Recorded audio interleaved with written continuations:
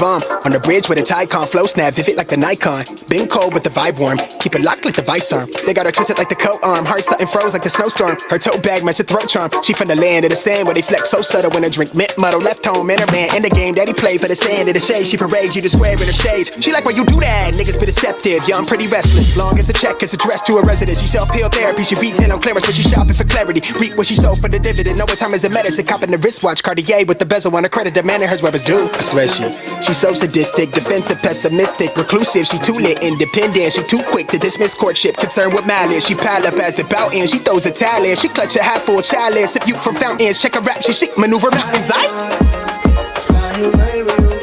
Escape the negative. I'm just trying to let fly away with you. Escape the negative. I'm just trying to let girl, come on, let's fly. Girl, come on, let's fly.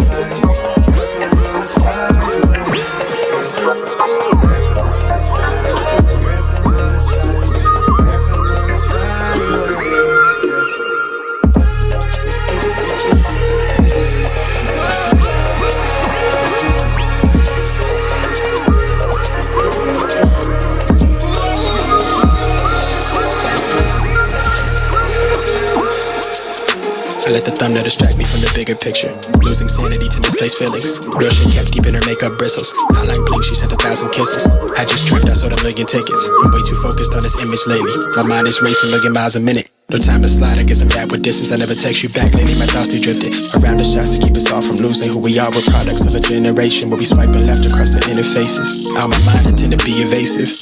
Yeah. All to know is how the money made us. Hey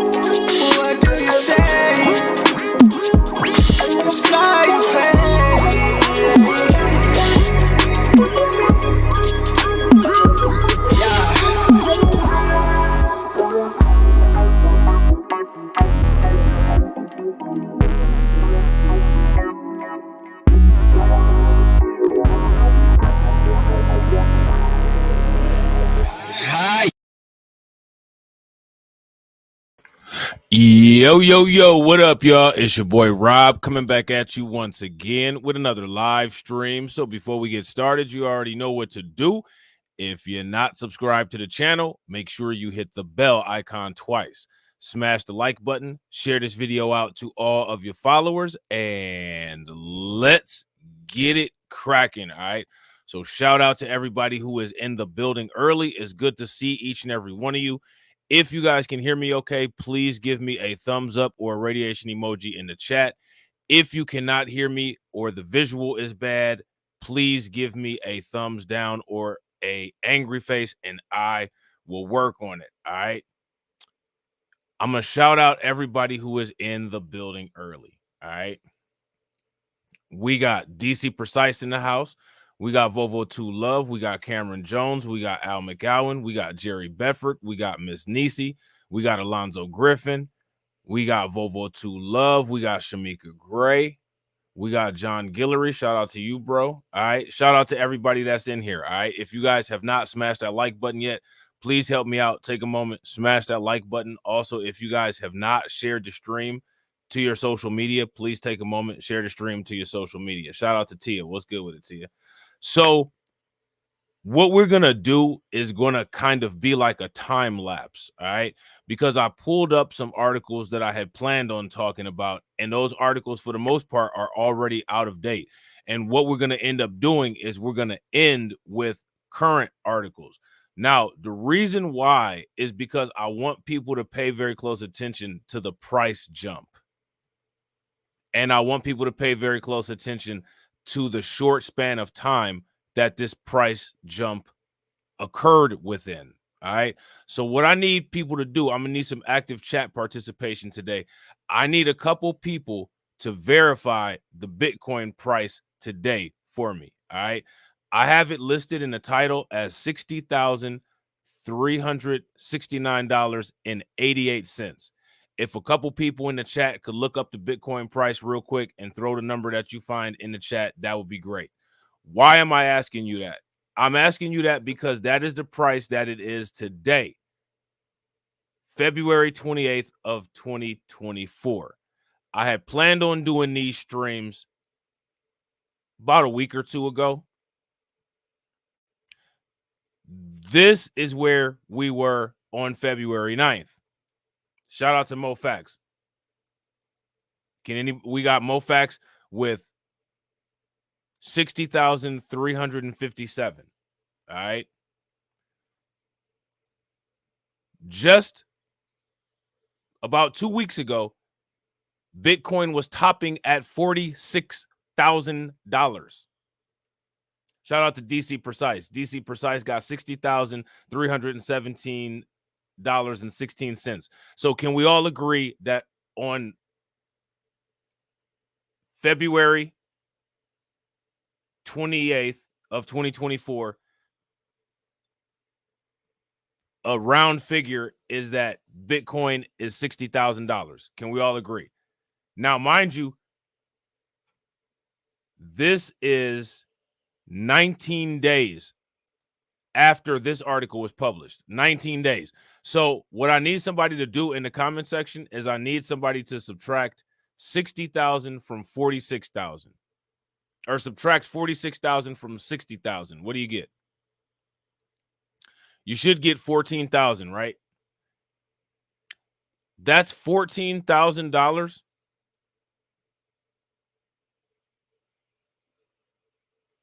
in 19 days. Now let me ask you guys this question. That's not bad, is it? That's not bad at all. If you think that that's bad, put an angry face in the comment section. If you think that's pretty good,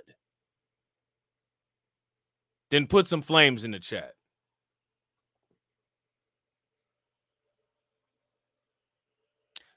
That's pretty impressive. Shout out to Volvo 2 Love. Volvo 2 Love said in February of 2011, it was $1.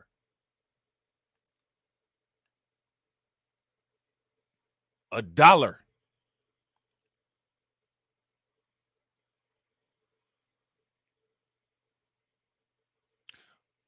What do you guys think?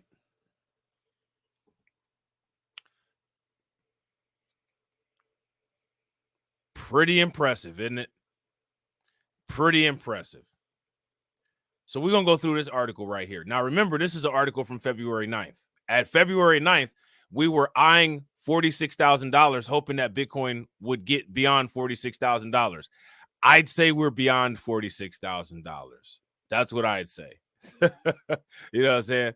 Bitcoin tops $46,000. Analysts predict more gains before halving, which we've got more gains.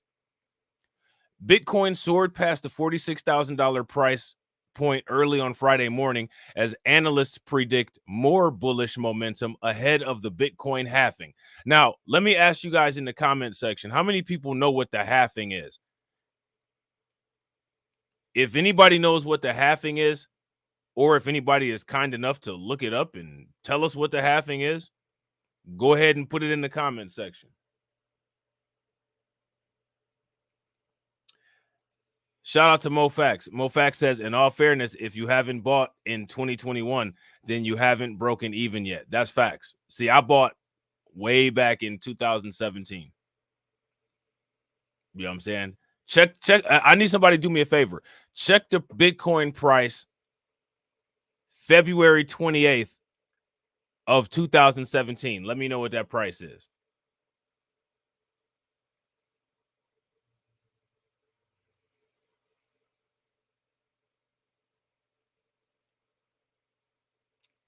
Shout out to BTC Precise. The mining rewards cut from 900 per day to 450 per day. Yeah. It was $1,290 back then. Yeah, I mean, real quick, shout out to everybody that's watching. If you guys haven't smashed that like button, please take a moment, smash that like button. If you guys haven't hit the bell, please take a moment, hit that bell.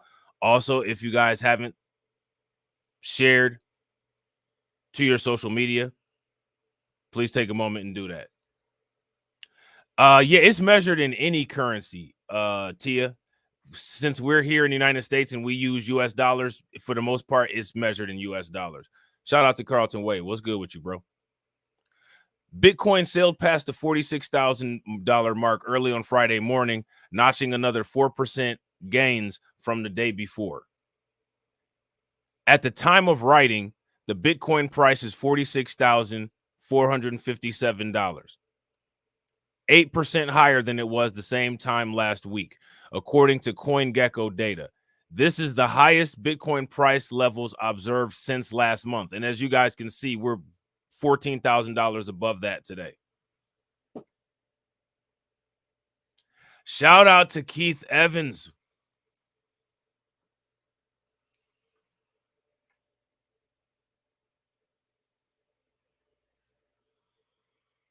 Shout out to Keith Evans. Because Bitcoin is a limited supply, the halving should double the price. But the market is being manipulated like the stock market. Facts. And we're going to get into that. That's big facts. That's big facts. Shout out to MoFax. MoFax said in 2017, Bitcoin was around 7,000. I think Bitcoin started getting towards 7,000 in 2017 around the third quarter. And then I think it got pretty high towards the end of the year. I want to say that's the first time it hit around 20,000 towards the end of the year. And then it kind of it really shrank again. Yeah, I agree. If you guys agree with Cameron, give me a thumbs up. If y'all disagree, give me a thumbs down.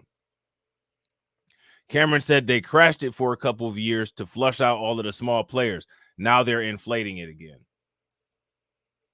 And then on top of that manipulation that Cameron is talking about, then there's what's going to happen. Yeah, see, facts. Ain't that crazy? You see how your boy memory is? That's what TD be talking about. It hit 20K at the end of 2017. Oh, yeah, I remember that day I woke up and that shit was at 20K. I remember that because I was kicking it. And then I had more money. Then I had more money to kick it with. Had more hotel money, had more bottle money. You know what I'm saying? I remember those. I remember those days like a book. Around that time, XRP was $4 a coin, $4 a token. I definitely remember that. Oh, I kicked it good. I kicked it good. I had a grand old time. You know what I'm saying? So now here it says the bullish momentum comes amid a broader anticipation of a historic breakout among altcoins, highlighting an overall positive sentiment within the cryptocurrency market. Analysts have said that a number of factors, including hoarding by whales, are leading the asset to edge higher. Now, let me ask you guys this question. Why would that happen? Appreciate you, Tia. Shout out to Tia. Make sure y'all show Tia some love. Throw some flames in the chat. Some ducks. Definitely appreciate the share. CryptoQuant's head of research, Julio Moreno, told Decrypt yesterday that prices found a bottom as sell pressure was exhausted once short-term holders realized profit margins became zero, but that more whales were buying Bitcoin this year. That literally, for the most part, is exactly what Cameron just said. That's exactly what Cameron just said. And shout out to Keith Evans for becoming a member. The member army is getting big. Shout out to Keith Evans. Make sure you guys show Keith some love. Please throw some flames, radiation emoji in the chat for Keith. Definitely appreciate you becoming a member. We are getting close. We're not getting close, but we're moving towards 200 members. You know what I'm saying? So shout out to y'all for making that happen. You know what I'm saying? As soon as we're eligible, definitely going to get some new emoji. He added that their total holdings are now at their highest since November of 2022 at 3.9 million Bitcoin. Now, who wants to do some calculations real quick? Who wants to calculate the value of how much 3.9 million Bitcoin is? So that what that would be is 3.9 million times today's price.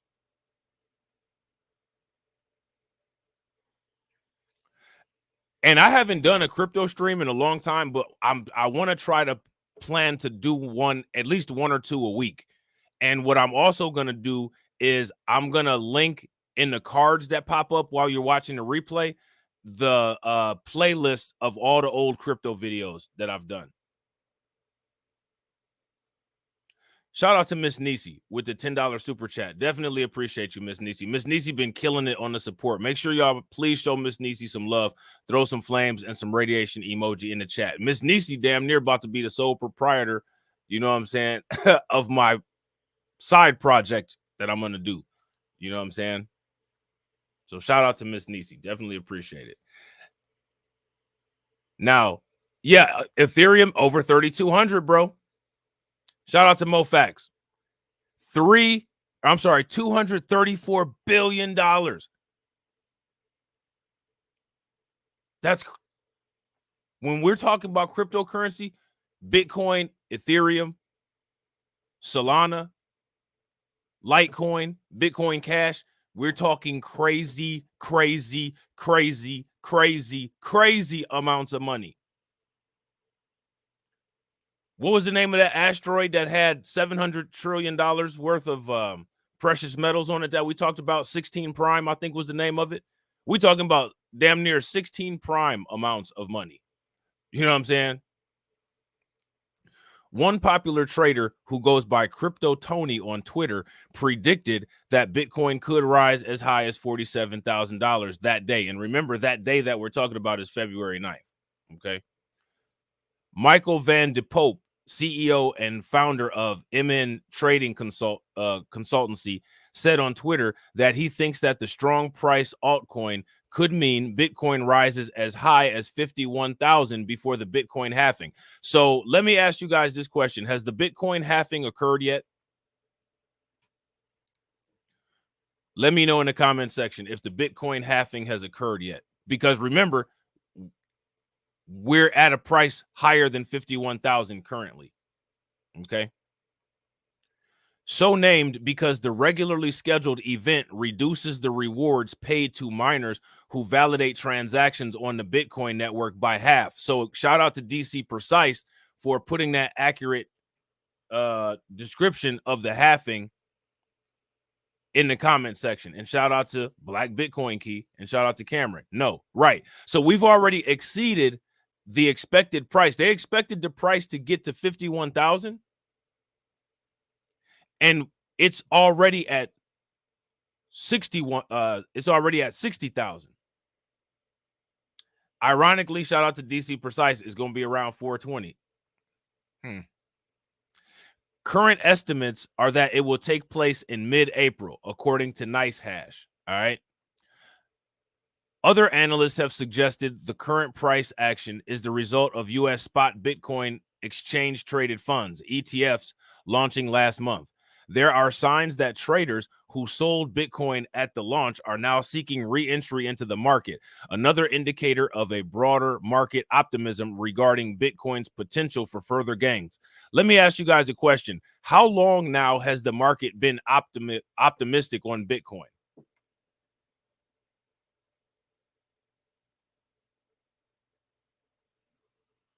Yeah.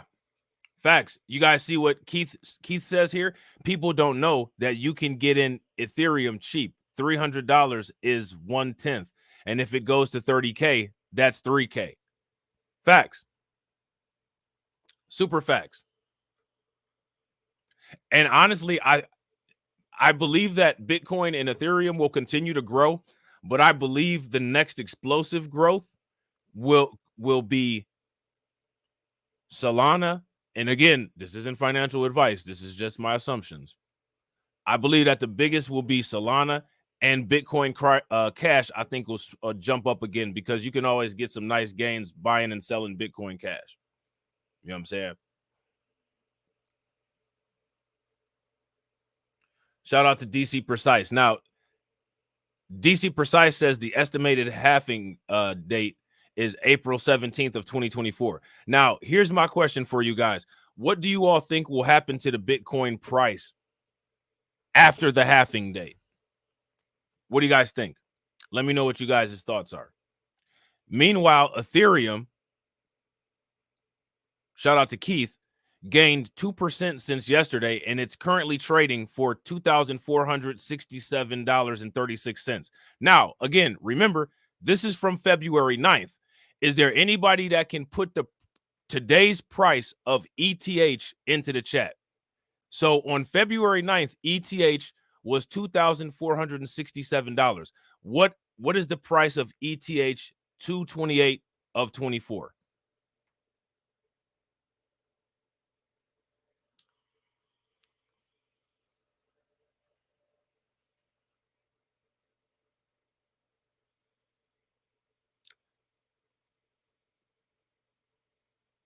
Let me know. See, this is amazing to watch. I used to be obsessed with watching cryptocurrency and, of course, investing in it. Solana also made big gains. See, there goes another one. Increasing 4.2% in the past 24 hours, trading for $105.95 at the time of writing. So if there's anybody that knows the Solana price, SOL, if you guys can put that in the chat, that would be great. And no, SOL when it comes to Solana does not mean shit out of luck.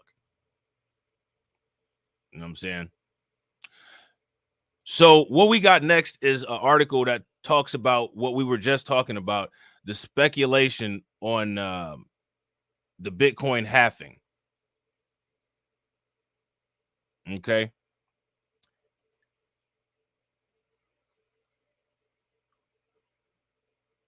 Give me 1 second, guys. Hold on real quick.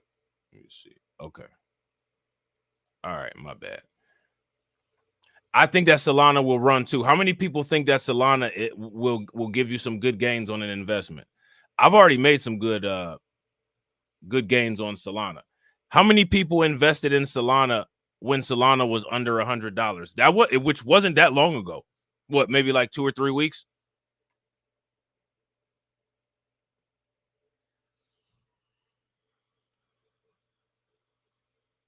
I've been hearing about Chainlink, Keith, but I don't know. I gotta look more into Chainlink. Chainlink kind of it. I gotta look into it some more. I gotta look into it some more and see what's up with it. People been saying chain link for a long time. Yo, I got a question to all the long-term old school crypto heads. Whatever happened to Tron? Remember everybody was supposed to buy a Lamborghini? Remember everybody was supposed to be buying Lamborghinis and living the fresh and fit life with Tron? What happened with that? What happened to that butt? Oh, shout out to Keith. So you made some really good gains then, I'm assuming. You made some good gains. That's what's up. Will Bitcoin's price climb higher after the halving? Here's what experts say. All right. Bitcoin's halving event in April is expected to drive future growth into the asset. So if they're saying that the halving is supposed to drive future growth into Bitcoin, what does that mean will happen to the price?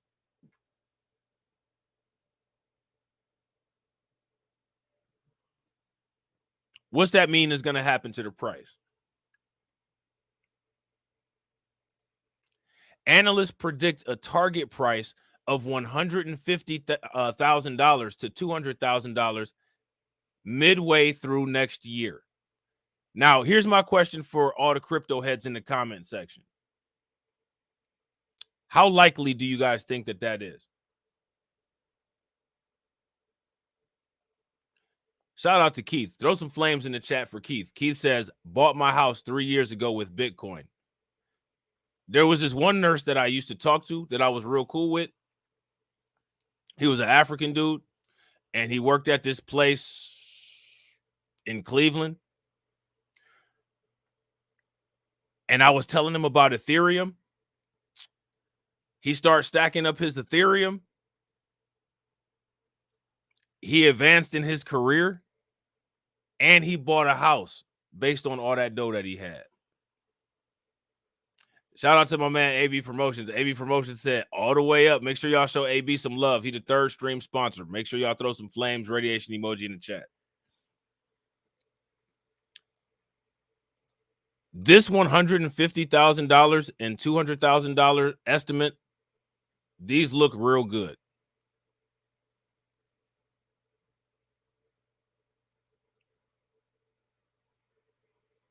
Now, this article, Cameron, is written by somebody named Sebastian St. Clair, and I believe that it's coming from information from this guy here, Anthony Scaramucci, and I'm not sure who this guy is, but we'll look him up. But also though, we're gonna look at some stuff that BlackRock is doing too. And I gotta agree, especially nowadays. Shout out to Keith Evans. Most crypto is built on Ethereum. Facts, or it either starts off on Ethereum. Munchie. Shout out to AB Promotions. It's Munchie. And real quick, shout out to the 6'4" with the $10 super chat. Definitely appreciate it. Please make sure y'all show the 6'4" some love. Throw some flames, radiation emoji, and ducks in the chat. Okay, so he's a hedge fund guy. So what do you guys think about him as far as his advice? Pretty legit. He got big bags like old boy had under his eyes yesterday. All right, if they full of money in Bitcoins, all right, that's what's good.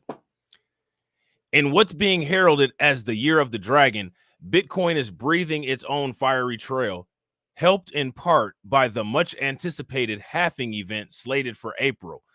The crypto community is abuzz with one burning question. Has the market already adjusted its lenses to factor in the halving's impact? What do you guys think? Bitcoin's so-called halving happens once every 4 years and marks a change in rewards or payments miners receive for creating new blocks on the network. It effectively halves the new supply of Bitcoin entering the market each day, which means that the supply will ultimately slowly decrease, right? Because it's decreasing the rate of Bitcoin entering the market. So if it's decreasing the rate of Bitcoin entering the market, then ultimately over time, it's still increasing the circulating supply, but it's slowing the rate of increase, which theoretically, just based on normal economics, that theoretically should increase the price, because if there's less supply and the demand either remains the same or increases, that would shift the equilibrium upwards and theoretically increase the price. The only way that the price would decrease is if there's some type of event or suddenly everybody loses faith in Bitcoin and everybody gets out of it all at the same time, which, as we've been watching the crypto market develop, it doesn't seem like that's very likely. Would you guys agree with that assessment? If you guys agree with that assessment, give me a thumbs up. If you guys disagree with that assessment, give me a thumbs down.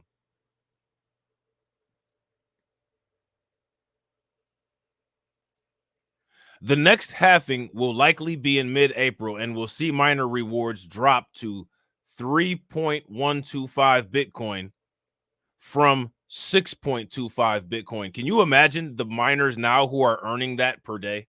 Could you imagine that if you were a miner earning that per day?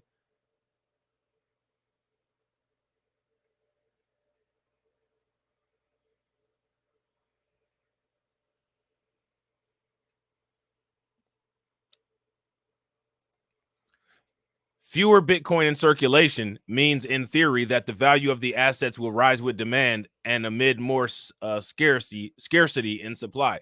Wow, isn't that crazy? That's literally what I just said. And I didn't just read this.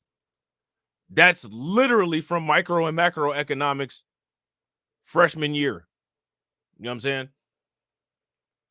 Research institutions, seasoned experts, and analysts appear divided, however. Some say that the run-up to fresh all-time highs has already begun, while others see the halving as a major catalyst for growth this year and beyond. I can see it as a catalyst for growth. So here's somebody named Bernstein. Sounds like somebody that has and knows how to work with money and headwear.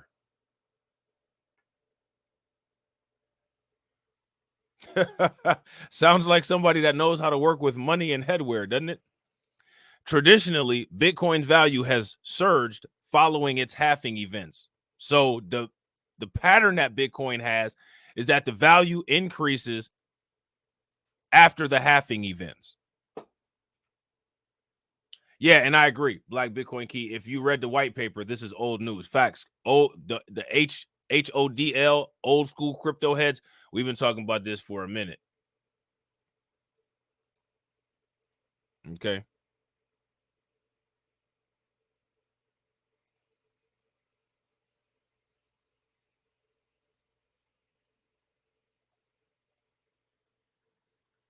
Hold on real quick. My bad.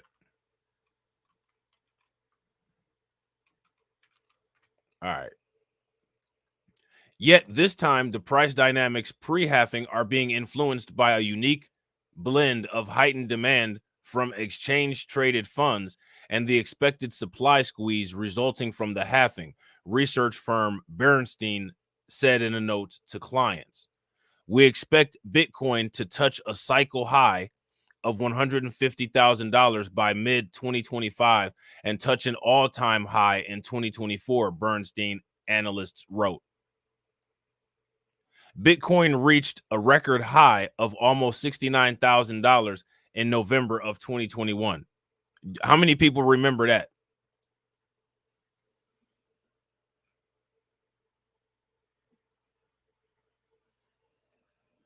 If you guys remember that, give me a thumbs up. If you guys don't remember that, give me a thumbs down. Now, shout out to Keith and shout out to BTC Precise. I got a question for y'all. What did y'all learn from that experience? That's my question for y'all. The launch of spot Bitcoin exchange traded funds in the US this year has been most successful in ETF history, DL News reported on Tuesday. Okay. Now look at this. Y'all see BlackRock ETF?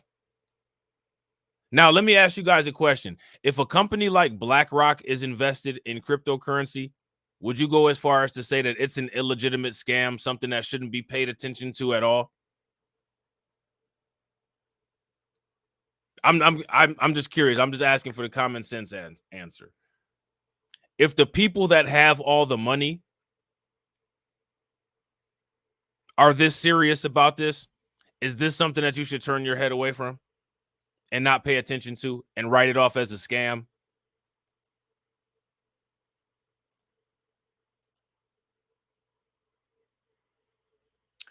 There's a reason why the people who own neighborhoods are looking into this kind of stuff.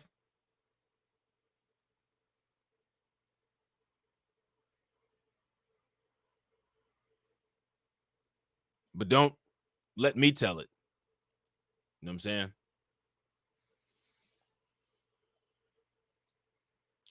Sky Bridge Capital founder Anthony Scaramucci. Sound like he's fitted a couple people for some cement shoes, possibly. Now, you guys know who this Scaramucci fella is, right? Only shout out to AB Promotions. Only 20 people in here because they've been told anybody that talks about cryptocurrency is a scammer, scam. It's not something to be watched. It's not worth anything. I mean, it's only worth $60,000. You know what I'm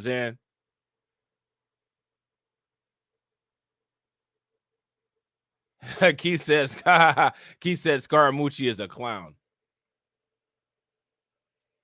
Shout out to Beach Material. Beach Material says, is Cardano still worth it? What about Shiba? I held on to some Shiba for a long time. I didn't really get too much out of it. And I'm staking Cardano. You know what I'm saying?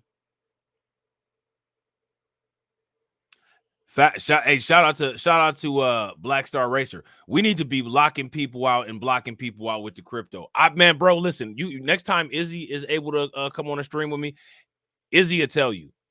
Even Shatera, if Shatera come through here, or Katsy, or Get Noticed with Nikki, they'll tell you I've been talking about crypto for years, trying to get people to at least just pay attention to it. But you got some pretty influential people out there that tell you steer clear of those whacked out Negroes that deal with cryptocurrency. I didn't whacked out Negro. You know what I'm saying? Bet. My wallet's about to be whacked out. You know what I'm saying? BlackRock about to be whacked out. DC Precise says he has that greasy car salesman look also. He looked like, man, I'm telling you, he looked like, man, how many Bitcoin you got, Shane? Man, I got an uncle that's over there from Sicily, Shane. And if you don't give me all your Bitcoins, I'm going to have to load this Tommy gun up. That's what he looked like. Ben Shapiro. One of them Ben Shapiro folks. You know what I'm saying? One of them Jersey boys. Frankie Edgar, man. You know what I'm saying? UFC.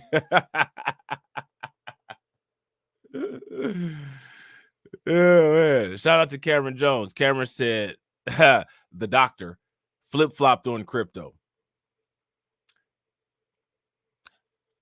I'm going to reserve my comment. You know what I'm saying? I'm going to reserve my comment on that. But one thing that I'll tell you about my position on cryptocurrency is that it's never changed, ever. And there's people on YouTube who knew me from before I was on YouTube who can vouch me on that. You know what I'm saying? So now here it says, Skybridge Capital founder Anthony Scaramucci said earlier this year that a post-halving trigger will push Bitcoin's price into the six-figure range of $170,000 or higher in the next year and a half. What do you guys think? I'll still be live streaming in a year and a half, and we'll revisit this. And hopefully, we'll all be drinking some nice custom-made $300 a shot drinks on a beach, on a private island somewhere, at the mansion. You know what I'm saying? Shout out to Patrick Taylor. Patrick Taylor said, I came here to the live, even though it depresses me. Oh, cheer up. It's never too late. Cheer up. You got a case of the moon days? Don't have a case of the moon days. He first made the prediction to Reuters in January ahead of the World Economic Forum's annual meeting in Davos.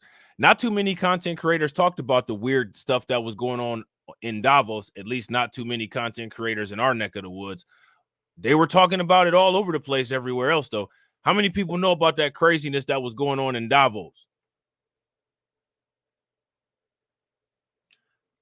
Black Lightning X said in a private mansion in the middle of a beach island, rocking those Trump sixes. Now, I ain't gonna be rocking no Trump sixes. You know what I'm saying? I ain't gonna be doing that one. I'm not gonna do that one. You know what I'm saying? Wherever the price is on the day of the halving in April, multiply it by 4 and it'll reach that price in the next 18 months, Scaramucci told the outlet. Now, I'd like to see the financial model that he used to come up with this factor of 4.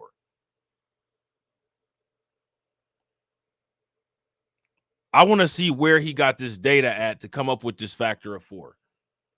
Now, there is one thing that everybody should notice about these estimates.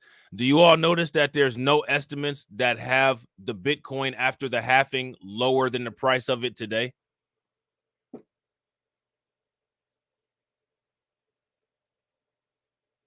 Does anybody notice that? If you guys notice that, give me a thumbs up. If you guys don't notice that, give me a thumbs down. And real quick, shout out to everybody that's watching. I appreciate each and every one of you all for being here. We got 28 people watching and we got 36 likes. If everybody can bang on that like button and get us to 50, that would be great. In an interview with Scott Melker on the Wolf of All Streets podcast weeks later, Scaramucci explained further, I'm using a 35,000 number at the halving, he said. That's conservative. So he's assuming that the price of Bitcoin will be 35,000 at the time of the halving, which is around the middle of April. Do you all think that the price would be that low?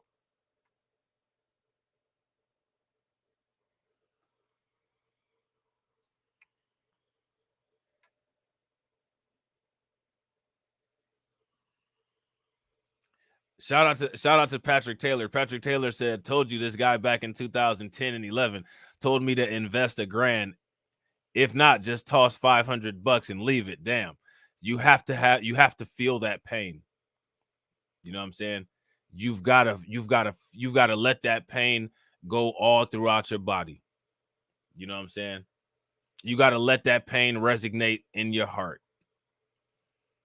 And let that be the motivation to never miss out on an opportunity like that again. Would you guys agree? If you guys agree, give me a thumbs up. If you guys disagree, give me a thumbs down. Bitcoin breached the $50,000 mark this week. And as we know, it's already currently, as we're speaking right now, over 60,000. If that price held during the halving in April, Scaramucci's calculation would put Bitcoin at $200,000 by July of 2025. So whatever type of financial model it is that Scaramucci is using, it must be similar to the one that BlackRock used that put it at 200,000 for them. And they just used a high-end estimate. You guys hear Keith? Shout out to Keith. Keith says, y'all can still get in. Facts. Keith Evans says, dollar cost average it. Yeah, that's one way that you can do it. How many people know what dollar cost averaging is and how to dollar cost average? If you know what dollar cost averaging is or how to dollar cost average, give me a thumbs up. If you don't know what dollar cost averaging is or don't know how to dollar cost average, give me a thumbs down. My long-term price target is that Bitcoin easily gets to half the market capitalization of gold, he told Melker. Depending on varied estimates of the total value of gold mined, Scaramucci's Bitcoin target would mean the total value of the cryptocurrency in circulation could reach about $6.5 trillion. That's a big prediction. And that also verifies the fact that I highly doubt that literally anybody ever said that cryptocurrency would be a replacement for reparations, because how the hell can cryptocurrency be a replacement for reparations when Bitcoin, which makes up the majority of the market cap, is only at 6.5 trillion and reparations is like 13 trillion?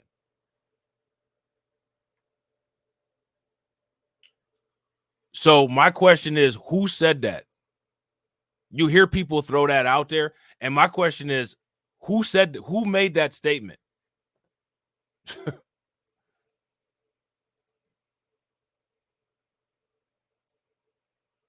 Whoever made that statement?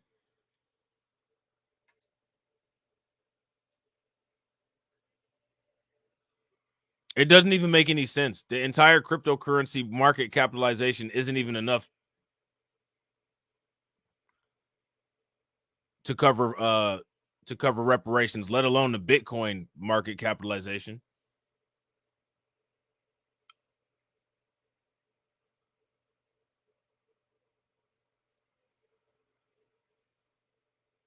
And my thing is that most people that invest in cryptocurrency know that. So I highly doubt that somebody who invests in cryptocurrency would say, yeah, we'll take reparations in cryptocurrency. Because how would you do it if the cryptocurrency market capitalization isn't anywhere near the total amount of reparations? Like that's simple math. Right, exactly. Shout out to Black Lightning. I agree too. I believe that reparations is more than 13 trillion too. Regardless, whatever calculation of reparations there is, the entire calculation of reparations is less than the total cryptocurrency market capitalization. So how could somebody say that anybody would like that? That would even be a feasible thing. That's why I keep asking that. I want to pin that down to exactly who made that claim, but it but it seems like it's a mystery nowadays. So now here it says today Bitcoin hovers at about $1 trillion in total circulation. So yeah, you wouldn't even be able to look. So Black Lightning said, I think reparations is more than $13 trillion. Here's my question. If you took all the Bitcoin right now is total 1 trillion, how can you pay a $13 trillion debt with $1 trillion in value? It doesn't even make any sense.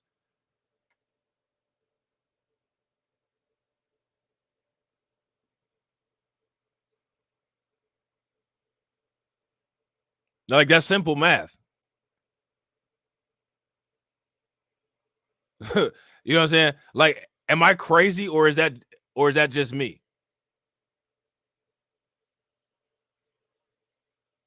Like, I'm not tripping, right? $1 trillion is indeed less than 13 trillion, right? You know what I'm saying? So now here it says it's important to understand that a Bitcoin price increase post halving is not guaranteed. And I agree with that. But what's interesting about it is that none of the experts have estimated a price decrease after the halving. Why do you guys think that is?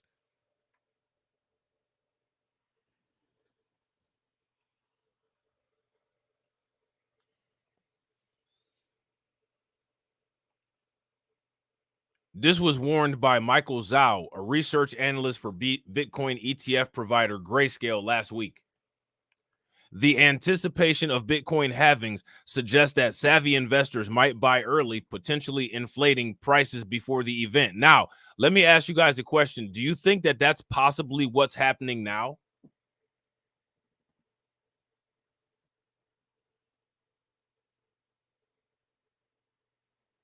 Do you guys think that what's going on now is that people are possibly trying to stack up Bitcoin pre-halving and it's artificially inflating the price, and that there's going to be a correction and that the price is going to go back down?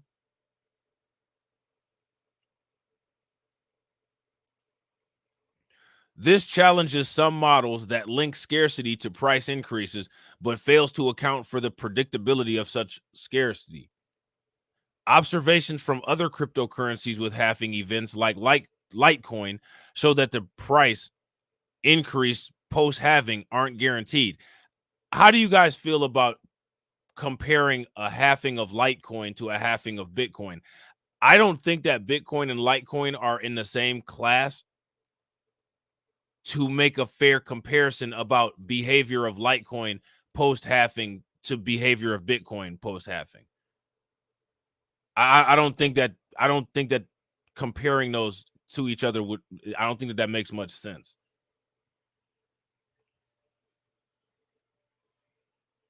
What do you guys think? Do you guys think that that's a good? To me, that's not an apples to apples comparison. You know what I'm saying?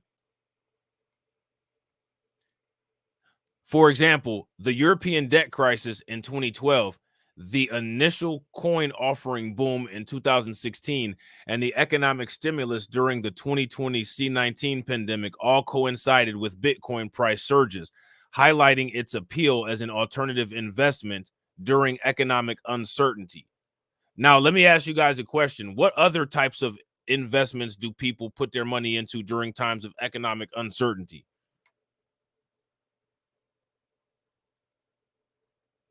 You guys remember when we talked about the oil and gold railroad? We talked about this before.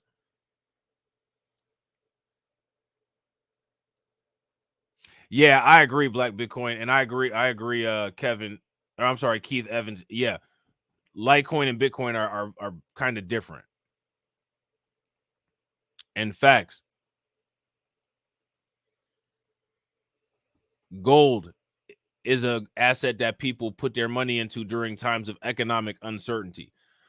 Why do people make the decisions of what to invest that they invest in during times of economic uncertainty? Why do people make the choice? What would make somebody psychologically choose to put their money into gold during a time of economic uncertainty? Would you guys say that there's a reason? So now here it says these periods suggest that while halving plays a role in Bitcoin's scarcity narrative, broader economic conditions and investor sentiment also drive its price dynamics, Zhao said.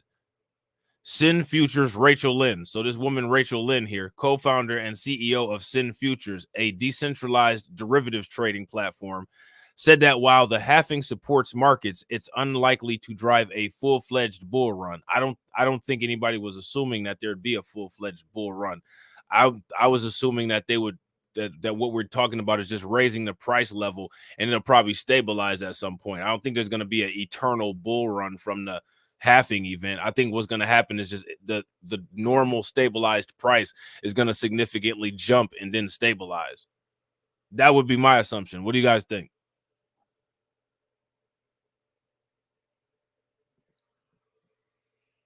And shout out to Cameron. Cameron says gold is the true reserve currency. I actually agree with that. How many people agree with Cameron? If you guys agree with Cameron, give me a thumbs up. If you guys disagree, give me a thumbs down. You guys want me to do some streams talking about gold and silver too? If you guys do, give me a thumbs up. If you guys don't, give me a thumbs down. And if you guys want me to do more cryptocurrency streams, also let me know. Put a 1 in the chat. This anti-inflationary measure makes mining new Bitcoin more difficult, restricting supply, she said in an editorial published in Fortune on January 26th, which is literally the same thing that I said. Decreasing the rate of putting product into the market means that the supply is going to slowly shrink because it's not increasing at the same amount. It's increasing at a decreasing amount, which and then will ultimately stop. Shout out to DSB. What's good with it, bro? Yeah, and that's what they call Bitcoin digital gold. Shout out to Black Bitcoin Key. That's facts. So now here it says in the absence of significant crypto adoption, this alone isn't enough to take us back to Bitcoin's peak of nearly $69,000, let alone to surpass it, Lynn said. Well, how much further do you think Bitcoin will go than what it is today?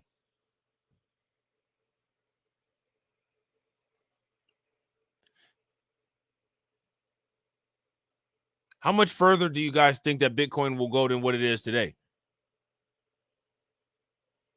Let's see. We got the prices scrolling across the top up here. Let me see. Let me see.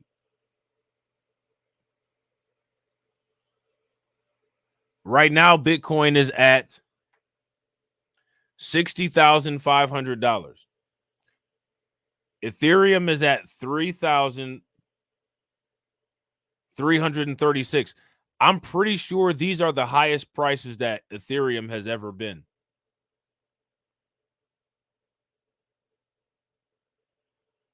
I'm pretty sure of it.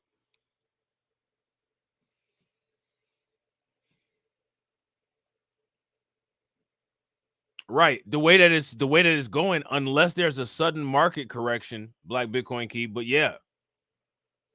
You know what I'm saying?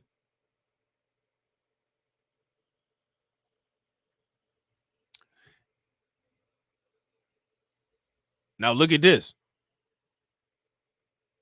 Analysts rip up old estimates after BlackRock leads $3 billion in Bitcoin ETF inflows. What does that mean?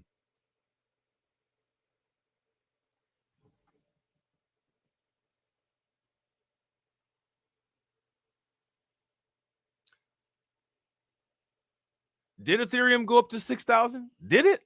Really? Somebody in the comment section, do us a favor and tell us the highest price on record for Ethereum. Let us know what the highest price on record for Ethereum is.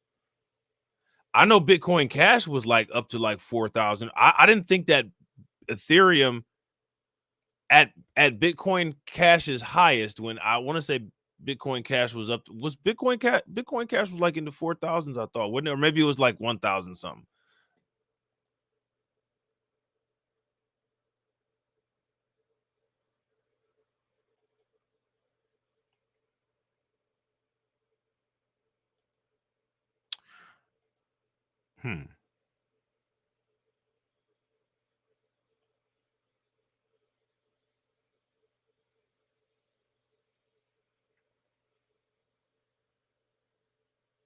So now here's my question. What is BlackRock doing here? Analyst rips up old estimates after BlackRock leads $3 billion in Bitcoin ETF inflows.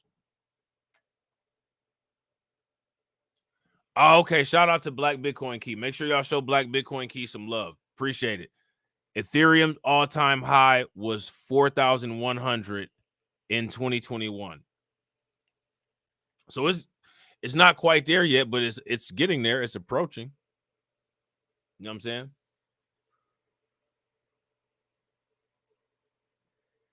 What's BlackRock doing here, guys?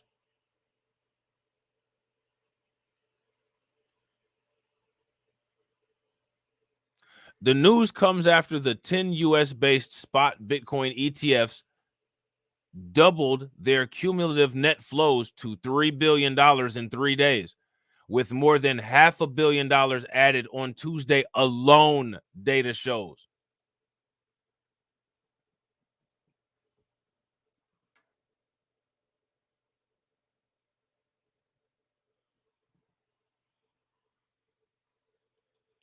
Spot Bitcoin ETFs are expected to see more price raises if the momentum of the past few days keeps up, crypto trading firm B2C2 said in a Tuesday newsletter.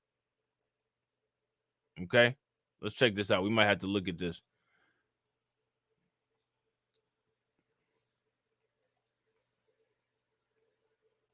Might have to look at that.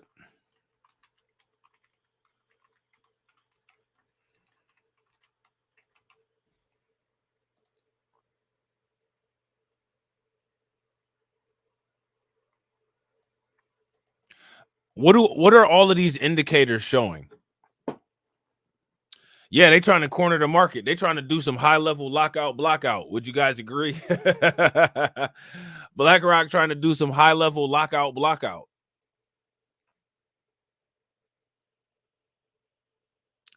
So this person here tweeted the net cumulative flows for the 10 Bitcoin ETFs has doubled in the past 3 days to over $3 billion. So for context, it took gold nearly 2 years to get to this point. After another $500 million yesterday, the 9 alone are nearing $10 billion in flows. Look at this. Look at the chart.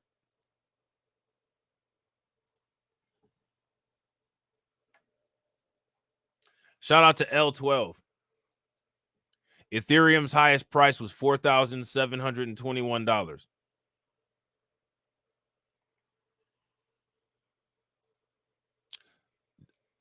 Do you all think that Ethereum will surpass that highest price this year?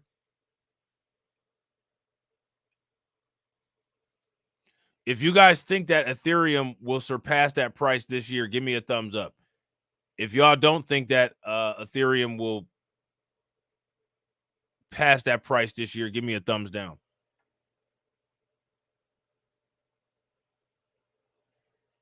I think that there's a possibility that Ethereum could pass that price this year.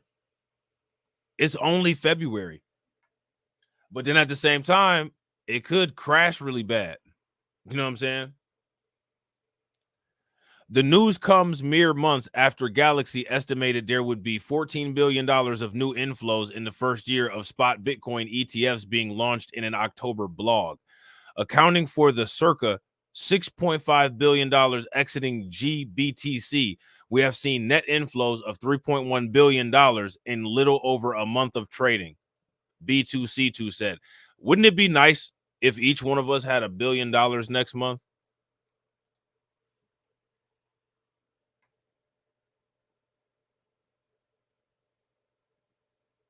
Wouldn't that be a wonderful thing?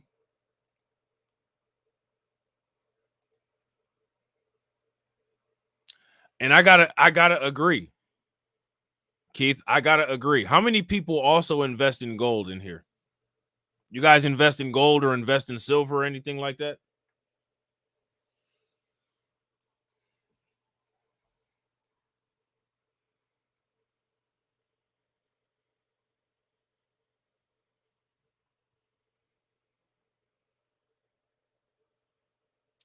Shout out to Black Lightning. Black Lightning says, I want to invest in gold. If you want to invest in gold, I think you should.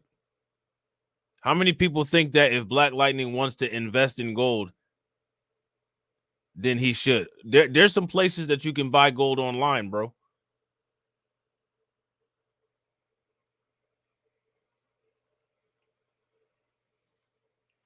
They even got places where you can buy gold from you can use cryptocurrency to buy gold. Money, I think one of the places called Money Metal Market.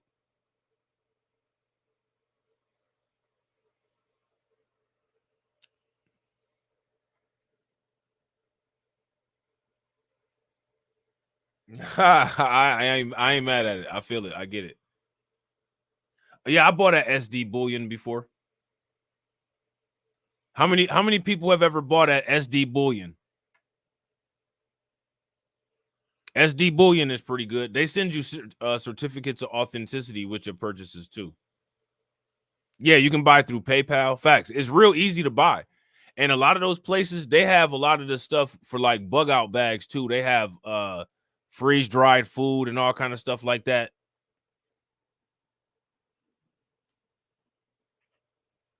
You know what I'm saying? So now here it says whether this pace will be sustained remains to be seen, but in crypto, prices often drive flow, B2C2 said.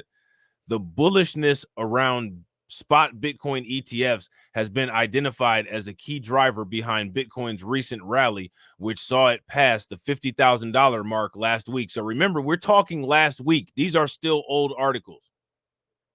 We're $10,000 higher than 50,000 right now, today.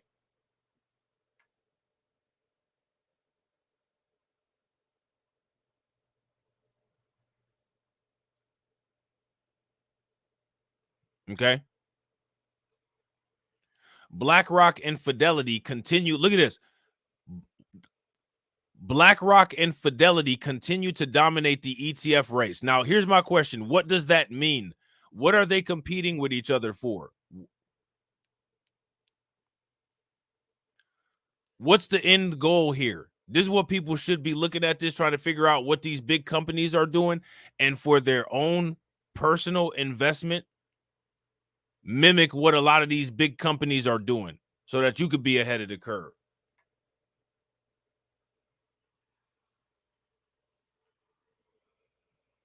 What does Fidelity do?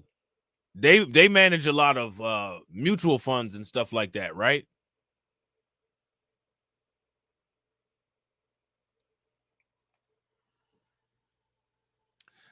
So that's interesting. What are they doing? BlackRock and Fidelity continue to dominate the ETF race, attracting the lion's share among the other 7 rivals in terms of assets under management, excluding Grayscale. The 2 Wall Street giants command 12.8% and 11.4% of the total assets under management, respectively. An aggressive campaign to reduce management fees continues to play out, dubbed a fee war by some analysts. They've also been hailed as the most successful ETFs launched in the last 30 years, DL News reported on Tuesday. Outflows from Grayscale continue to diminish, easing pressure from sellers who had initially sought to cash out once the product had converted from a trust. With a 66% share of total Bitcoin held by the ETFs, Grayscale's GBTC holds $22.9 billion in Bitcoin. Now, let me ask you guys a question. If Grayscale is holding $22.9 billion in Bitcoin, what does that tell you about how Grayscale feels about Bitcoin?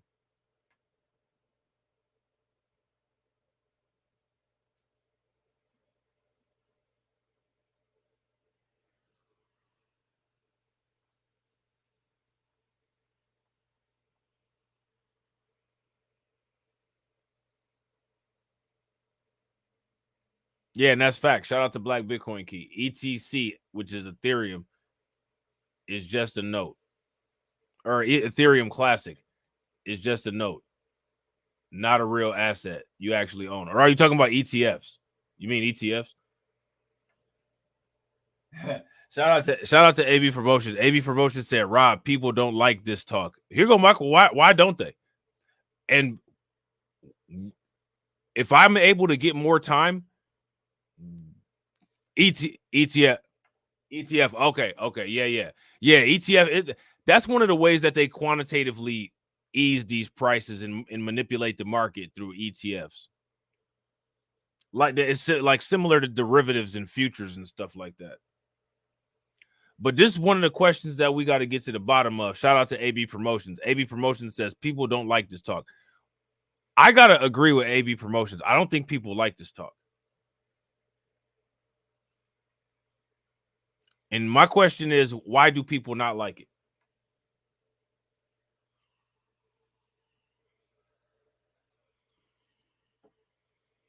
I bet you people ask you for a couple dollars, though, if you had, you know what I'm saying, a bunch of Bitcoin. But they don't want to talk about the Bitcoin, though.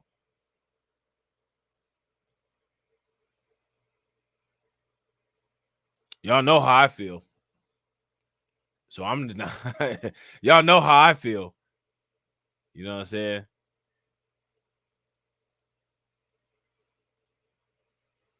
If you want to stay in a fire, then you should burn up. That's how I feel. So, you know what I'm saying? shout out to Carlton. Bitcoin higher on ETF flows. Long dated implied volume also in demand. What does that mean that the volume is also in demand? Now, this is a really technical analysis, long as hell, and we ain't about to look at it. But what we are going to look at is we're going to look at an article from Bloomberg.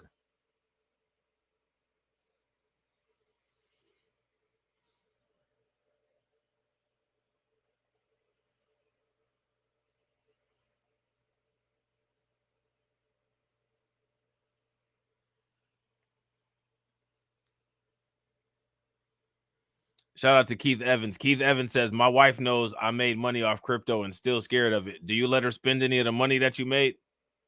I'm gonna be 100%. This is the kind of person that I am. If you want to sit there and you scared of crypto and I made a ton of money off crypto, then be scared of the money too, because you're not getting any.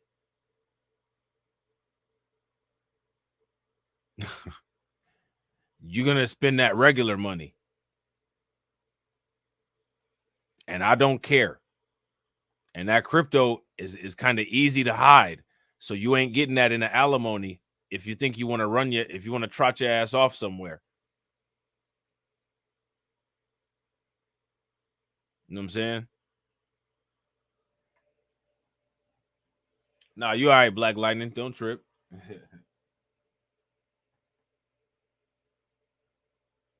Yeah, facts. It's sitting right there on Cash App and PayPal so people know. Facts.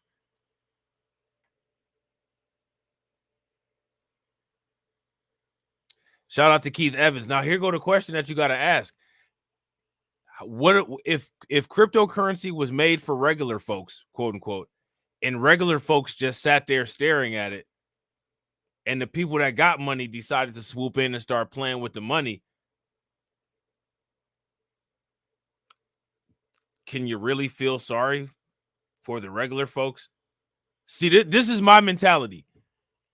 I don't.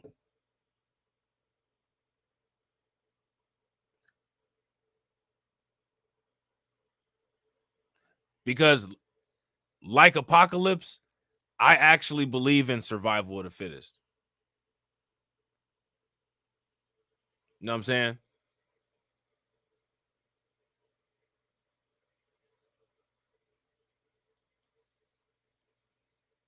So, you know.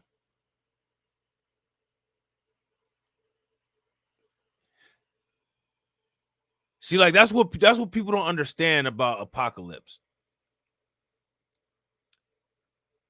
Apocalypse was actually like a how would you say this? A evolutionary eugenist, I guess you would say. Because his whole thing was that the strongest should survive. And he believed that the world was manufacturing weak inhabitants. And that's one of the reasons why he said that oblivion purifies. Because it actually does. When the incapable perish to make way for the capable, that creates a new set of more capable and less capable, which is interesting because the less capable are more capable than that generation before them.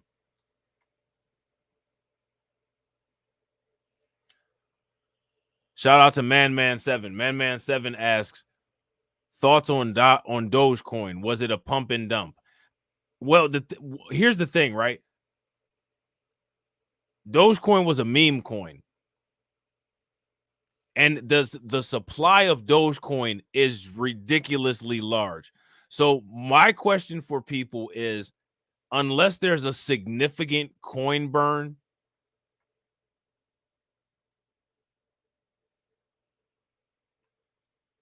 how is it ever going to move?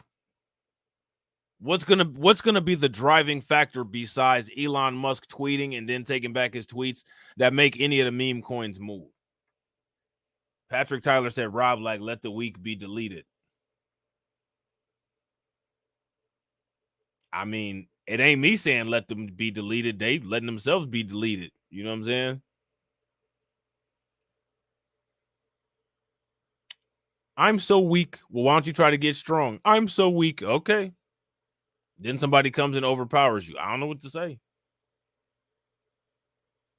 what I'm saying?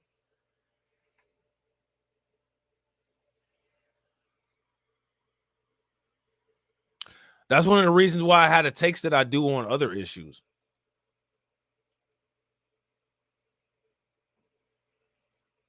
You know what I'm saying?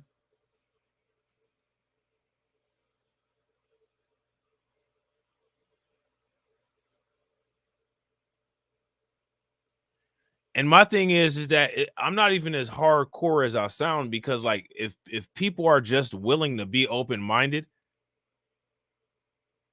and explore new things, that's the most that somebody can ask.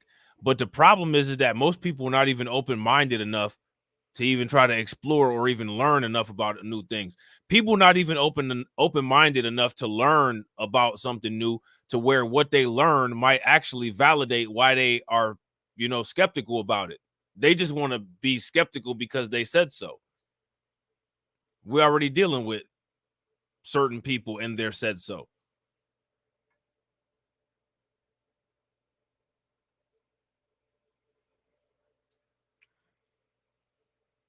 The reason why the villains always lose, Patrick, is because the stories are scripted.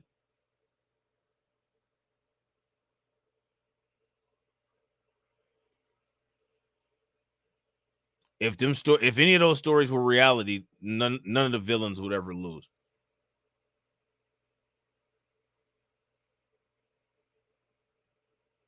You know what I'm saying? Look at real life. The villains always win in real life. You got to give people hope by watching them see a fake hero win in a movie, which the hero ain't even really the hero, because what do heroes ever actually fight for?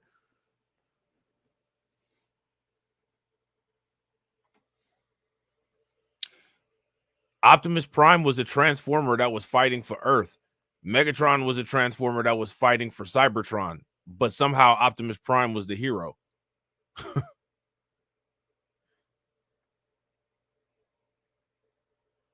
Think about that. Megatron was fighting to save Cybertron. Optimus Prime was fighting to save Earth. Somehow Optimus Prime was the hero.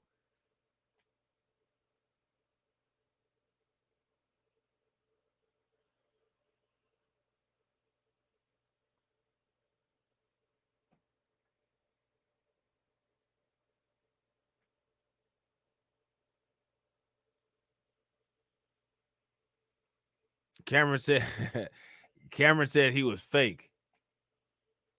Optimus Prime, I think he was a simp. I think Optimus Prime was a simp.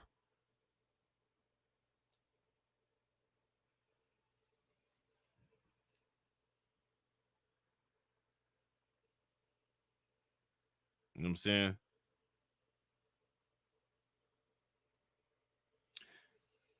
And I gotta agree. I gotta agree with you, Patrick. People are open-minded to foolishness.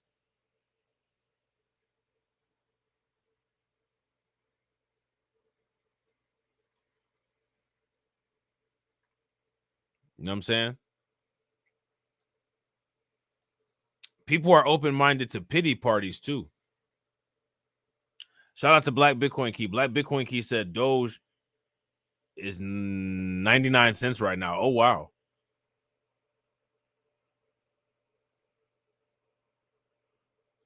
Shout out to Keith. Optimus was helping white people. Facts.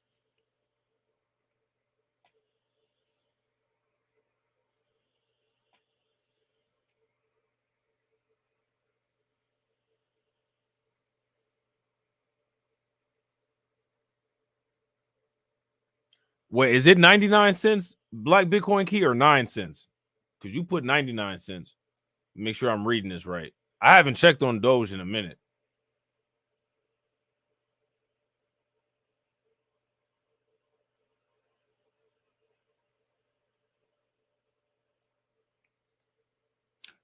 Doge at 10 cents. Okay, thank you. Thank you, Man7. Appreciate you, bro.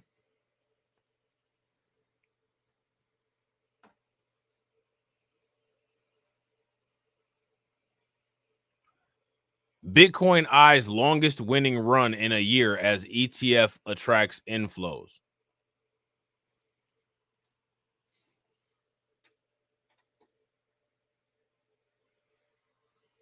Yeah, that's facts. Shout out to Black Lightning X. What do you guys think about this? Because that is facts. Black Lightning X says you can't even have the drive for knowledge because then they'll say stop acting like you're so smart. And then what you tell them is that I'm smarter than you. I'm already smarter than you. You know what I'm saying? Shout out to my man AB Promotion. AB Promotion said, "Woo wee! Just looked at my wallet. It's on fire."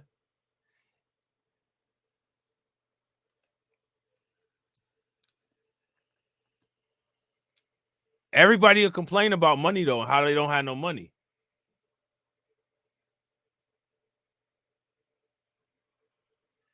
Shout out to Keith. Keith says, y'all don't know. Bitcoin gonna go. BlackRock pump incoming. Facts. Now, let me ask you guys this question. Do you guys think that the incoming BlackRock pump is gonna push the Bitcoin price over the halving estimates? What do you guys think? If you guys think that the BlackRock pump is gonna push Bitcoin over the halving estimates, give me a thumbs up. If you guys don't think that that's gonna happen, then give me a thumbs down. And real quick, again, shout out to everybody that's watching. I appreciate each and every one of you guys being here. If you guys haven't smashed the like button, please take a moment, smash that like button. Also, if you guys haven't hit the bell, make sure that you guys take a moment and hit the bell. We got 31 people watching and we got 42 likes. If everybody can bang on that like button and get us to 50, that'd be great. So now here it says largest digital asset has shot at a 7-day winning streak. U.S. Bitcoin ETFs wooed $2.8 billion since going live on January 11th. That's wild. I don't think people realize how significant that is. Yeah, I think it'll pull back too. What you think it'll pull back to? It'll hover at between what, 70 and 85,000?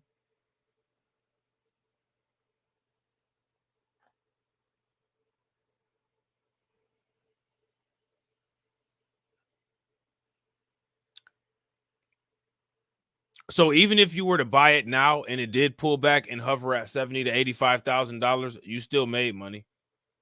You ain't make a lot, you know what I'm saying? But you still made some money though. Shout out to AB. AB says 75.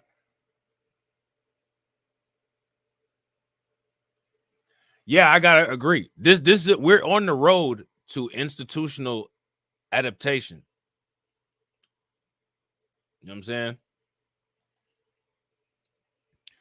Bitcoin approached $50,000 for the first time since 2021. So again, I think we've got the point. I don't think we need to read anything more about the ETFs because I think we get it. See, Bloomberg has this article right here about the $50,000 milestone. We've already passed that. You know what I'm saying?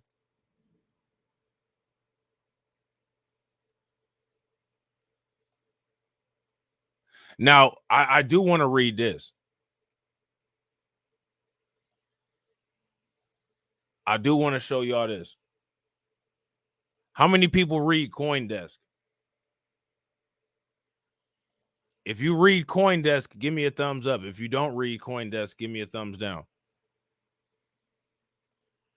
Bitcoin shorts lose $150 million as Bitcoin is posed for tremendous upside.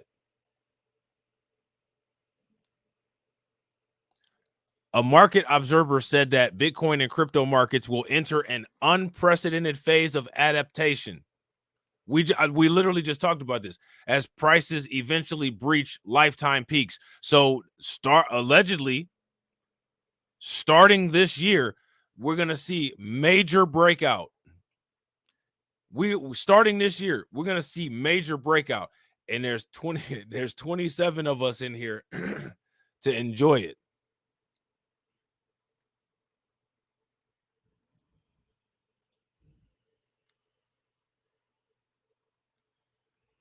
What do you guys what do you guys think about that?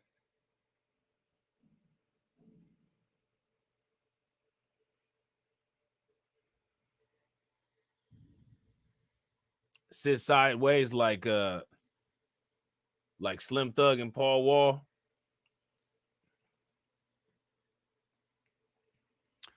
So now here it says Bitcoin price rally has shaken out leveraged bearish bets. Analysts said that the cryptocurrency is a new bull market and posed to rally ahead of the impending mining reward halving. Okay. Leveraged bets against Bitcoin lost over $150 million in the past 24 hours. What does that mean? These shorts that people placed against Bitcoin, it was betting against Bitcoin, lost $150 million.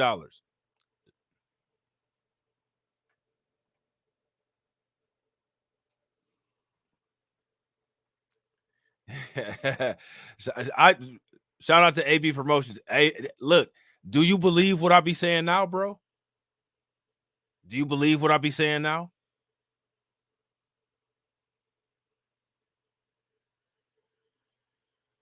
I don't be kidding when I be saying this shit. And people don't want that kind of stuff focused on, so they'll try to shout you down. But like I said, the numbers speak for themselves.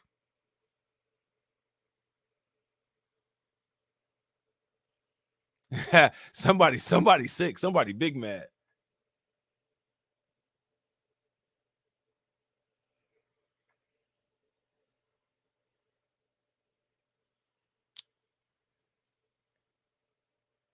It's really hard. It is kind of hard to predict Bitcoin.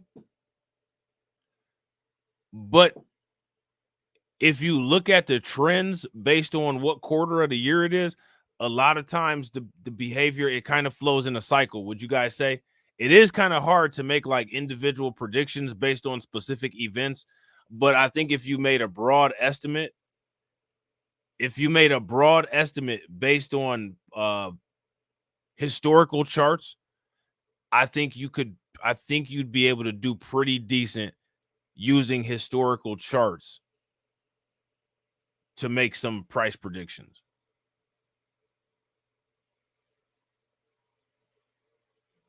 I think that historical charts would probably be a better way to go than to try to assume some type of rule or to come up with some type of calculation framework or something like that. Shout out to Win Loser Rug. Win Loser Rug said no prediction needed. You can learn price levels. Facts. That's true too.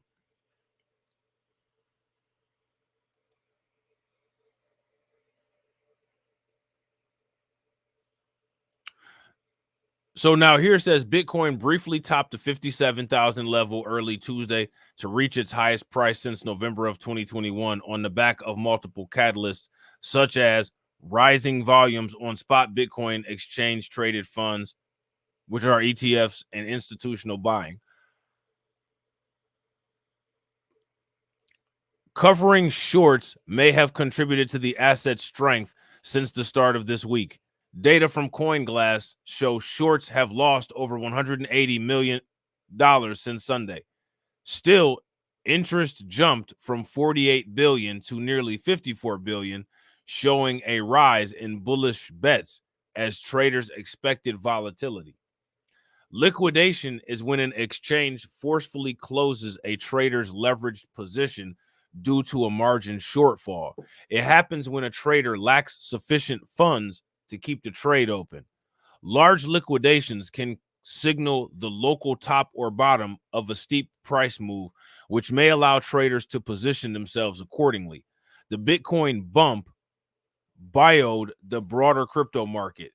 Ethereum, Solana, and Cardano rose 8% in the past 24 hours, while Stacks, a Bitcoin layer 2 token, spiked over 25%. I never heard of Stacks. Y'all ever heard of Stacks?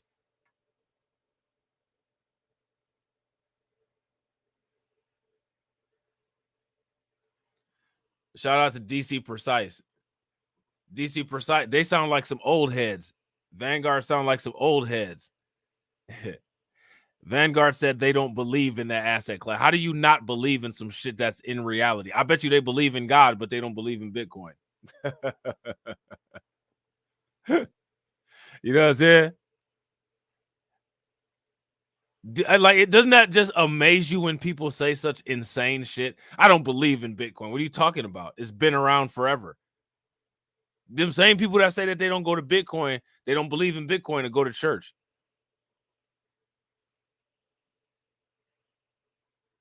and argue with you that they're actually going to church for a reason.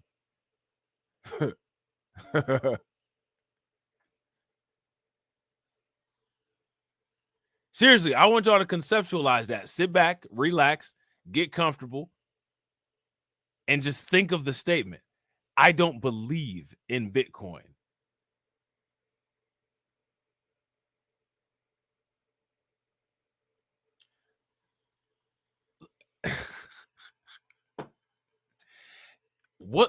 Why can't the people on Twitch, except for Debug, spell?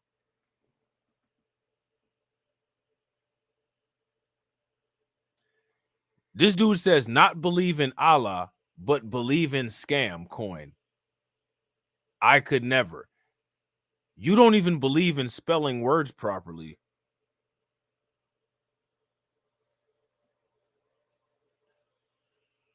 When with your screen name that you got there with the band, that wouldn't be, is that short for Taliban?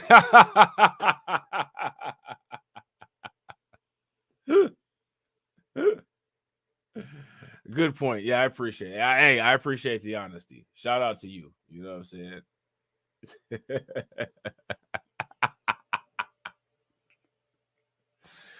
Shout out to you. You know what I'm saying? Shout out to you. Yeah, I'm cooking you. You know what I'm saying? I'm cooking you. It's all good though. You'll be all right. I'll turn it on simmer so you don't burn up too much. You'll be all right. So now shout out to Bronzy Guy. What's good with you, bro? So now here it says market observer said Bitcoin is firmly in a new bull market and could see a significant upside as the anticipated halving event approaches. Bitcoin's decisive rally signals the de facto start of a new bull market, said Alex Alderman, founder of Lolly, in an email to CoinDesk. Major price movements are being driven by sheer positive market sentiment and persistent Bitcoin ETF inflows, which reached new daily highs with the day's rally. All right. With the Bitcoin halving just over a month away, which historically brings price increases, tremendous upside lies ahead for Bitcoin, Altman added. Halving is part of the Bitcoin network's code to reduce inflationary pressure on the cryptocurrency and will cut the reward in half for successfully mining a Bitcoin block. This makes obtaining or mining new Bitcoin much harder and has historically preceded bull runs. I think that is fascinating that whoever coded Bitcoin coded it to automatically adjust itself for economic volatility and uncertainty. I think that that's interesting.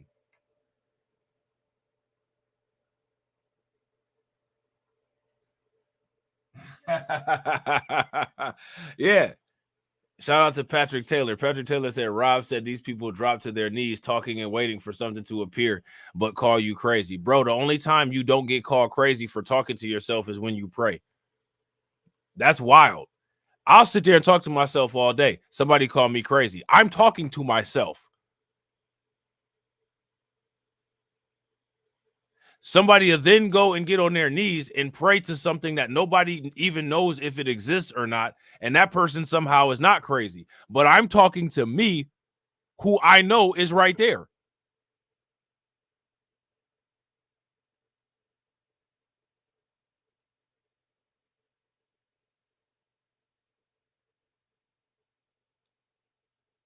I tried to explain this to somebody and they said, you're crazy.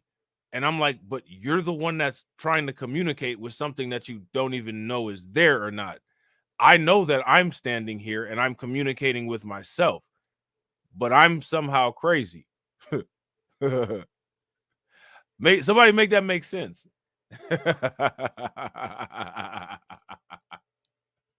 Make it make sense for real. Somebody help explain that. Please, somebody explain that logically to me. I will be forever grateful if you can help me understand that. Right. Shout out to Black Lightning. They called you crazy for singing to yourself in the shower. Right. But I'm singing to myself and I know that I'm there because I'm in the shower showering and I'm singing for my personal enjoyment. You know what I'm saying? But like some people actually ask something that they don't know is there for actual physical objects. So they ask something that's not physically there for actual physical objects. Like it's just going to 3D print out of nowhere. And they actually believe that this is plausible, like it's going to happen.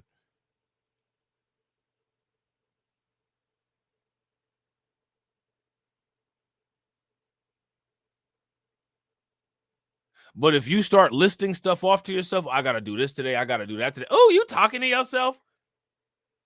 Yeah. This same person that just said, oh, you talking to yourself, will literally be all over the place in church talking to who? Somebody that they think is there, that they don't know is there. But I'm talking to somebody that I know is there. I know that I'm there.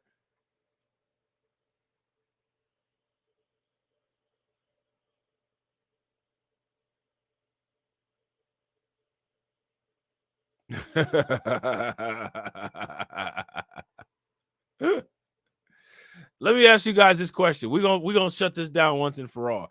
If you talk to yourself, standardize across the board, is somebody there receiving the message?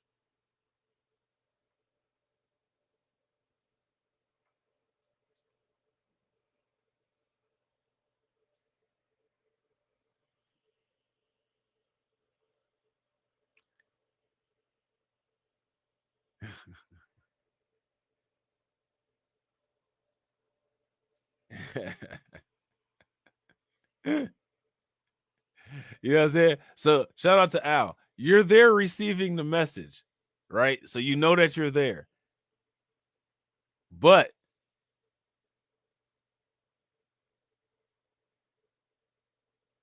if you talk to who it is that you're supposed to worship in church, how do you know that that's there?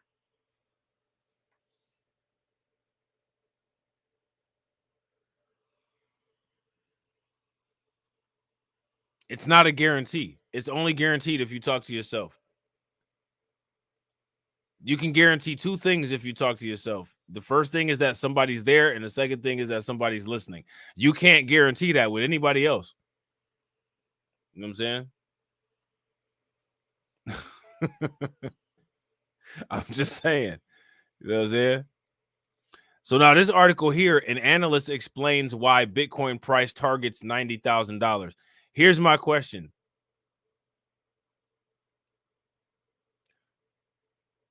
At what point this year do people think that Bitcoin will reach $90,000?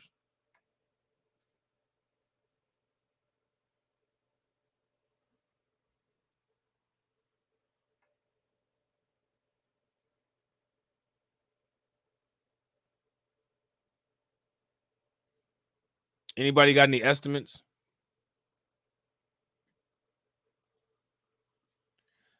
This analyst here believes that at some point Bitcoin will reach $90,000, which we know that Bitcoin has to reach $90,000 at some point, at least, right? With those halving estimates. But my question for you guys is, how soon do you think that this will occur?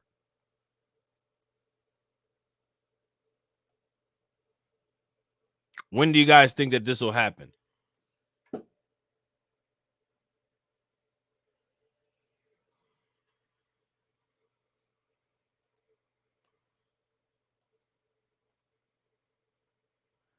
So now here it says, so again, we're still in the past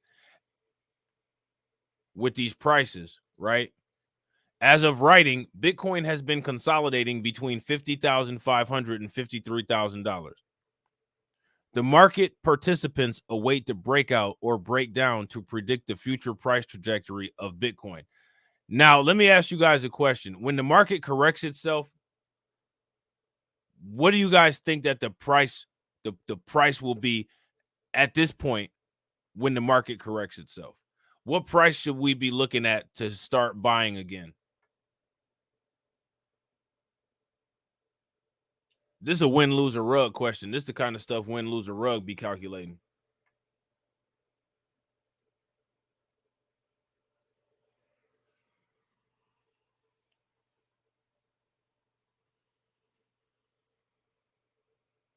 What do you guys think the new buy-in price will be? Because now, right, what should happen theoretically? Shout out to Vega. What's good with it, Vega?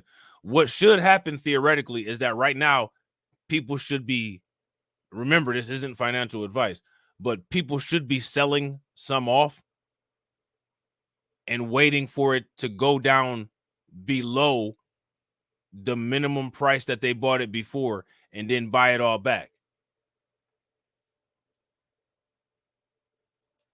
Shout out to Win Lose a Rug.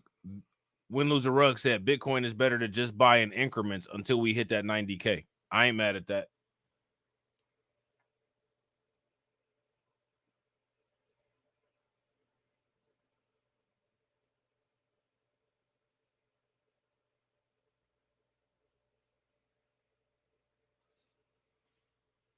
I'm not mad at that. Shout out to Keith.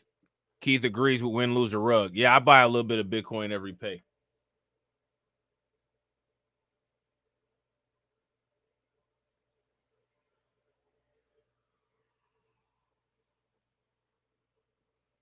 You know, the rappers don't even talk about Bitcoin in their music yet. Why do you think that is? If I was in the rap game, I wouldn't even be talking about dollars. All my money would be in Bitcoin. That's all I'm talking about is Bitcoin. You know what I'm saying? They would call me Six Bricks. They'll call me Six Bricks right now. That'd be my rap name, Six Bricks.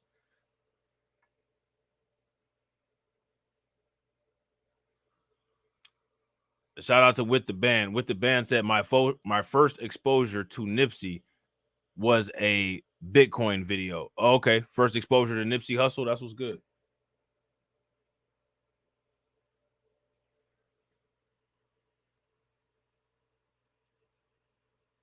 I'm gonna tell you something about rappers. Rappers will be smoking Black Rock before they start talking about Black Rock. Actually, they'd be smoking crack rock before they talk about Black Rock. Would you guys agree?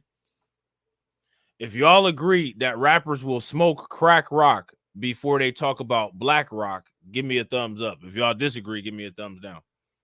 I strongly believe that. You know what I'm saying? Svensson's theory is based on the analysis of a parabolic curve pattern.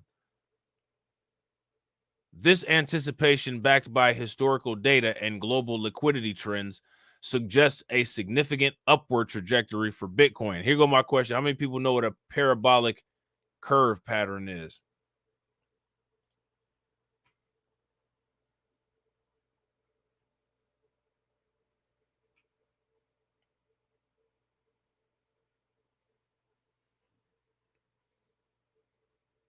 You guys know what a parabolic curve pattern is?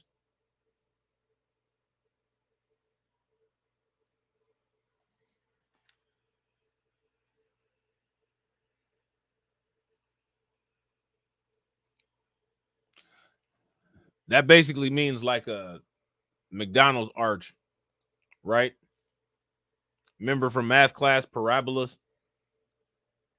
Yeah, I gotta agree. I always call Bitcoin the undercurrent of cryptocurrency. Yeah, there we go. Shout out to my man over here with the Taliban. Y equals x squared, and the standard form of y equals ax squared plus bx plus c. Yeah, that'll get you a parabola on the graph. You can put that shit in a TI-80 graphing calculator to get you a nice little St. Louis arch.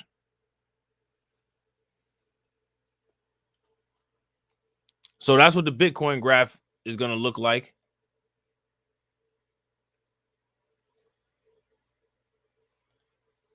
Okay.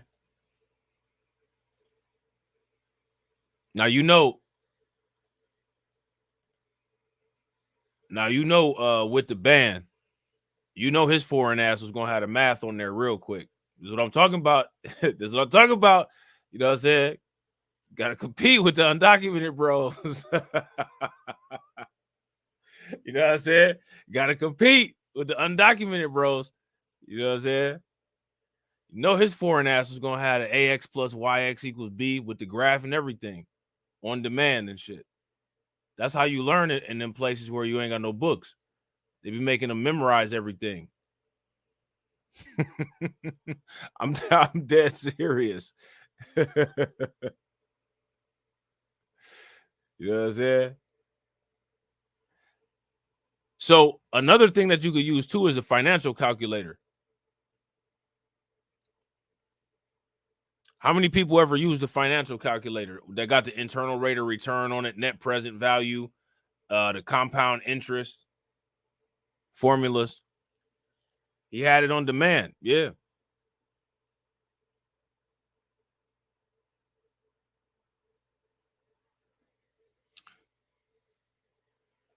Shout out to Black Lightning. Black Lightning said, I wonder if any black conservatives spoke on this topic. I'm done with rappers, comedians, and movie actors speaking on what's best for our interests. Yeah, I agree. Unless it's somebody that's actually smart, but the problem is it's not very many of them that, you know what I'm saying? Not very many of them that are really smart all like that. And interestingly, the ones that are smart or the ones that are ambitious, somehow they magically get unalived. You know what I'm saying? And what's interesting about it is that they seem to get unalived right when they plan on starting to do something that would be good. Shout out to my man over here, certified undocumented. I ain't mad at it, bro. I ain't mad at it. At least you keeping it a buck. At least you keeping it on Twitch. You know what I'm saying? So now here it says, delving deeper into his methodology, Svensson points out that Bitcoin is trading at the steeper portion of the parabolic trend known as base 3, which typically precedes a parabolic price rise. Drawing from historical data, he notes that after reaching base 3, Bitcoin's price has historically doubled. So again, and what's interesting about it is that he's using historical data, which is what I said would probably be the most accurate way to calculate Bitcoin, because there's not really any accurate way to calculate Bitcoin. So the best thing to do is try to figure out a pattern by placing the charts on top of each other.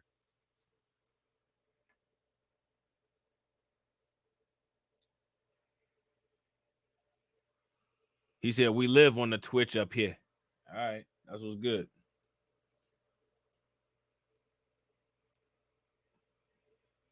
Bitcoin's price at the breakout from base 3 was around $45,000, which forms the basis of his $90,000 target. So now that means that at base 3, $45,000, it's got to double from $45,000 to get to $90,000.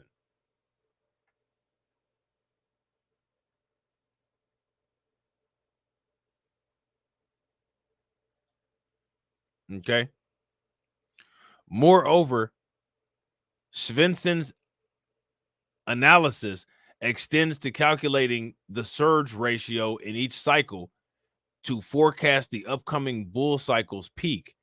His calculations, which factor in a 500% surge from the 2022 bottom, points toward a peak of around $95,000 for the current cycle. Despite the two converging data points supporting his prediction, Svensson cautions his audience to consider these forecasts with degrees of skepticism, acknowledging the myriad of real-world factors that could influence market dynamics. Now, let me ask you guys this question. What factors are there that could influence market dynamics, and how would they influence the market dynamics? That's my question for you guys. What kind of factors are out there that could cause volatility and unforeseen changes in the cryptocurrency market?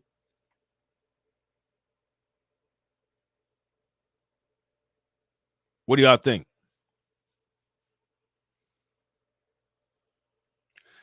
I would take it with a grain of salt because it has a lot more to do with the real world in reality than a specific number, Svensson said. Now we should look at this. See, he's just what is this? Is this Ivan on tech? Who is? I don't know who this person is. We'll take a look at this video though. Yeah, let's take a look at this video real quick. Bitcoin textbook setup, $90,000. Let's check this out.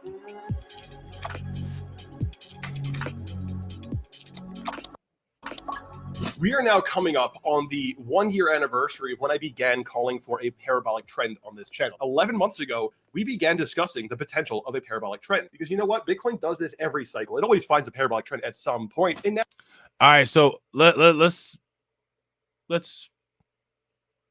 break this down. Shout out to Alonzo. What's good with it, bro? Yeah, war, BlackRock. Would you guys say that economic conditions, also government policy, foreign policy, political conditions, depending on who's the president, which president would be more or less favorable towards cryptocurrency? Elizabeth Warren, Democrats are extremely anti-cryptocurrency. I don't know if people are aware of that. If you're not aware of that, make sure you guys hit the links when those cards pop out on the videos. I'll post receipts from past videos that I've done where I've roasted Elizabeth Warren on her position on cryptocurrency.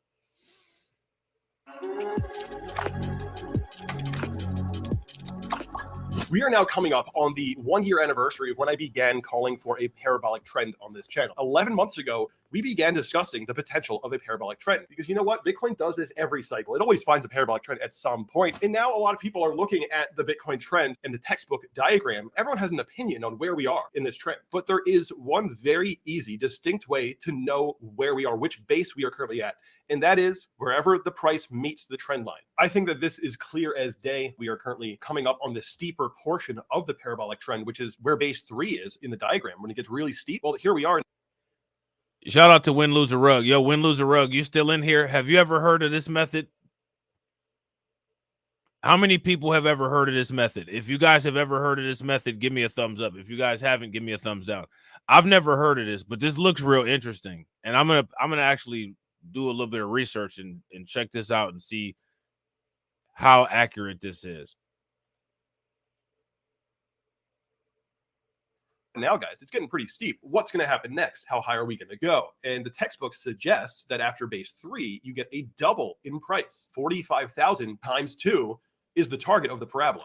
$90,000 would be the target according to the textbook, which is interesting because I have a price target that I came up with recently. I posted this in my Patreon. What I did was I went to ChatGPT, used AI to calculate.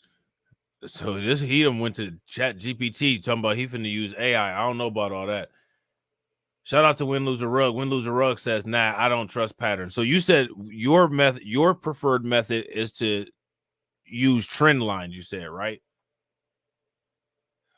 Price levels and buying and selling volumes. Okay. All right. Well, do me a favor. In the comment section, explain that a little bit more. And real quick, shout out to everybody that's watching. I appreciate each and every one of you all for watching. We got 50 people. We got 50 likes and we got 34 people watching. If everybody could bang on that like button and get us to 70, that would be great. Also, if you guys have not subscribed to the channel, please take a moment, hit that bell and subscribe to the channel.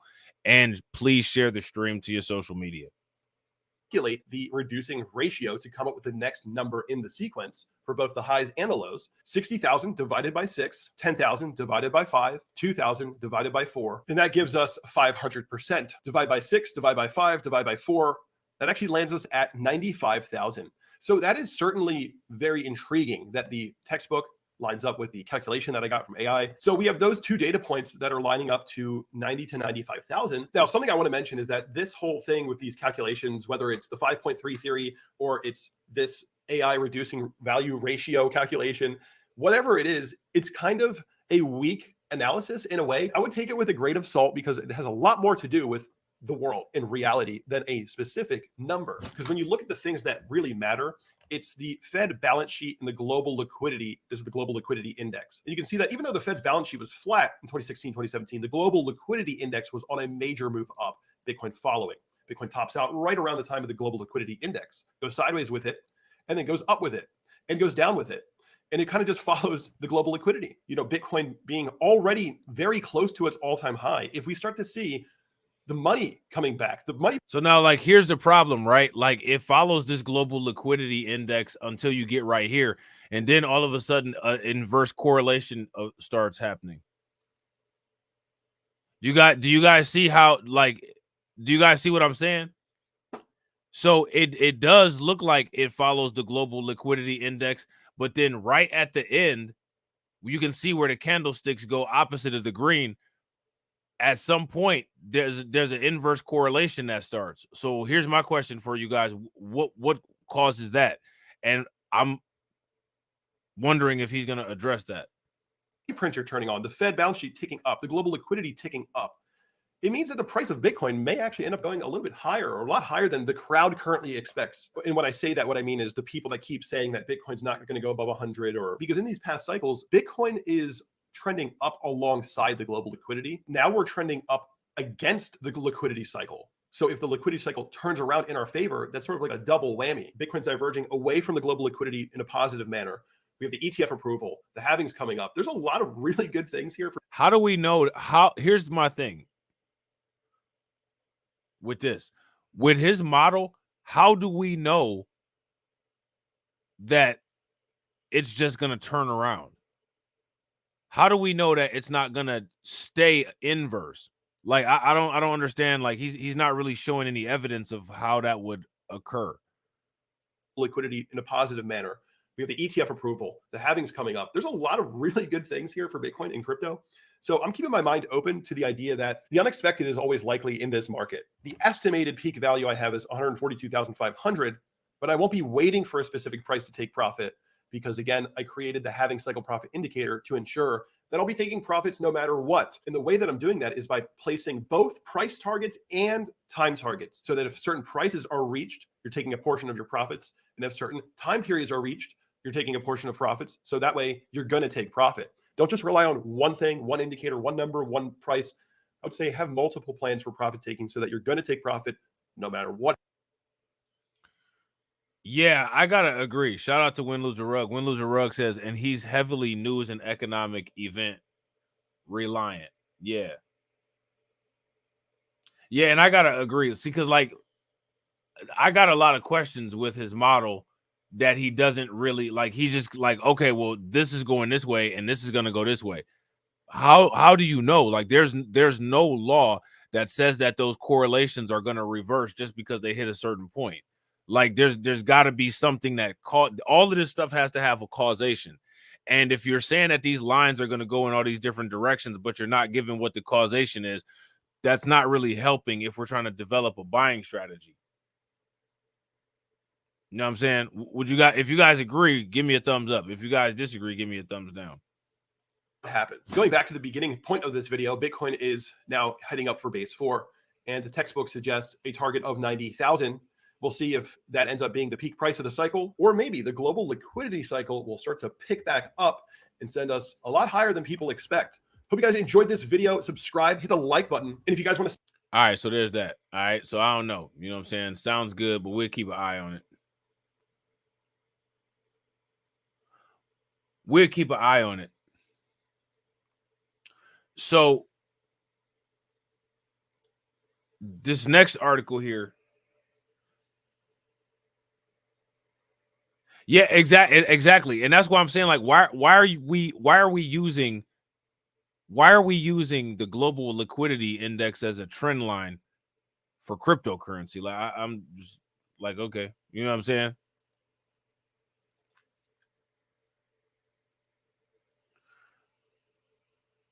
So here's an article from the 26th. Fast forward to the 26th. Still not quite at today, but fast forward to the 26th. All right. Bitcoin price blasts past $56,000, yielding $157 million in liquidated shorts. What's that mean? Taking those shorts, no losses, man. Bitcoin is swimming in a territory not seen since its all-time high in November of 2021, even as holders cash in. That says something. Holders hold Bitcoin religiously. And if holders are cashing in, that's big, if you ask me.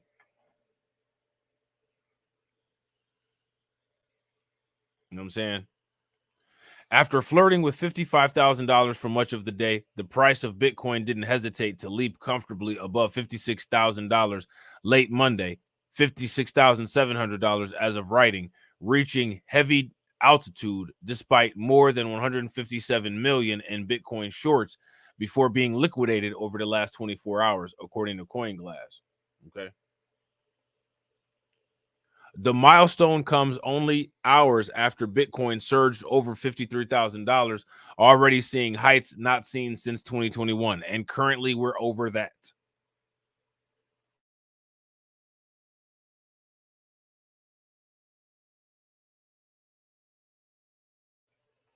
Currently we're over that. Investors who took a short position on Bitcoin, betting that its price would go down from when the option to buy was secured, are liquidated when the price raises instead, triggering automated actions by exchanges to prevent further losses. Okay. So you know them exchanges was going crazy because they was selling all that so that they didn't lose it. Now here goes a heat map right here.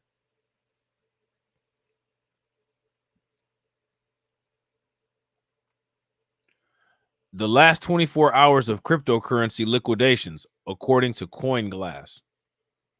So these liquidations basically mean selling.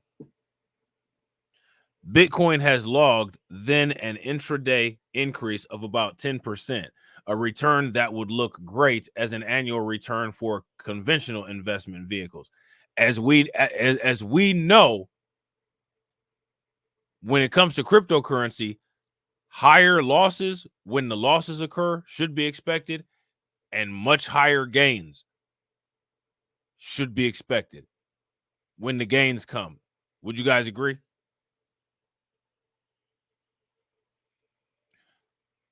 And the reason why is because when it comes to cryptocurrency, we're dealing with a lot of volatility. And it's just basic investment principle. The higher the risk, the higher the return. How many people are deep into investment, like where you know what a beta coefficient is? How many people know what a beta coefficient is? If you guys know what a beta coefficient is, give me a thumbs up. If you don't know what a beta coefficient is, give me a thumbs down. My question for you guys would be, I don't know if they calculate beta coefficients for cryptocurrencies, but what do you think that the beta coefficient for Bitcoin would be if it had one?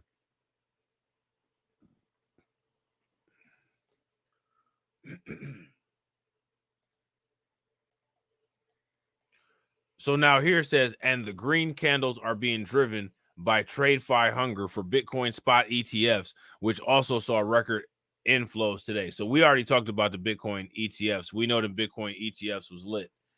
What did it say? Close to $3 billion influx of money. Top institutional Bitcoin holder MicroStrategy had just grown its Bitcoin holdings to 193,000 Bitcoin. Now, let me ask you, who wants to calculate that? At the current price, what is the dollar amount of 193,000 Bitcoin?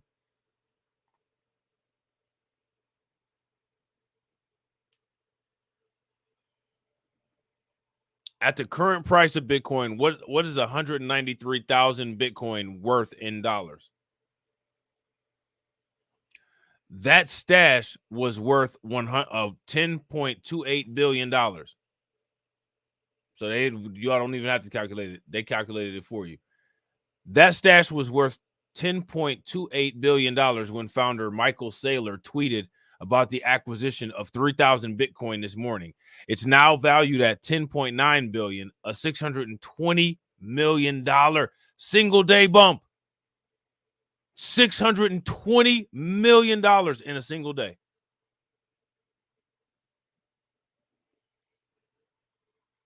Wow. And you got people out here telling people to ignore this stuff. This isn't important. This is a distraction. Are you serious?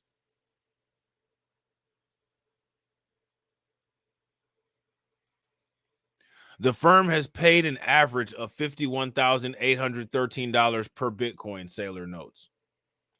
It was October of 2021 when crypto watchers were similarly breathless, watching Bitcoin rise above $57,000 again, as that figure represented its all-time high at the start of that year as it continued a 2-week rally, eventually 69,000 in November.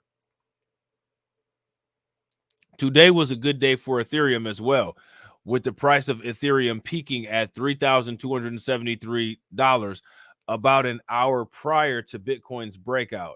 It's a number last seen in April of 2022 when its value was on the way down from its all-time high of $4,878 in November 2021. If we had waited long enough, we would have read this article, and this article would have gave us how much the high was for Ethereum, but that's okay. It's good to get y'all involved. It's good to get y'all involved in the chat. Would you guys agree?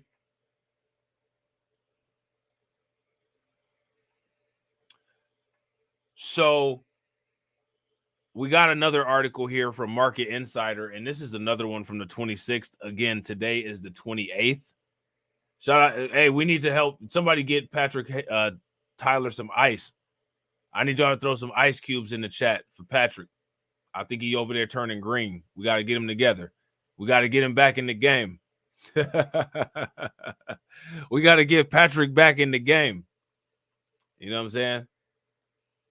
Bitcoin has broken past a key technical level that's signaling it could surge another 22% to near record highs, analyst says. Okay. Bitcoin could surge 22% after breaking above a key technical level, Fairlead Strategies' Katie Stockton said. Stockton sees Bitcoin testing its final resistance at about $64,900, just below its record high. Where do we go from there? Where do we go from there? Where's the pathway to early retirement from there? That's the question. There you go. Shout out to Keith. Keith says that Michael Saylor with MicroStrategy is the guy that I would listen to on Bitcoin.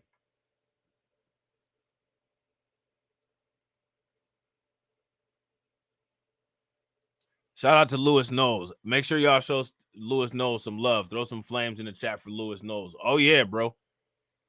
Yeah, facts. It goes down with crypto. I haven't had a chance to do a crypto. This is like the first crypto stream that I've had a chance to do in forever.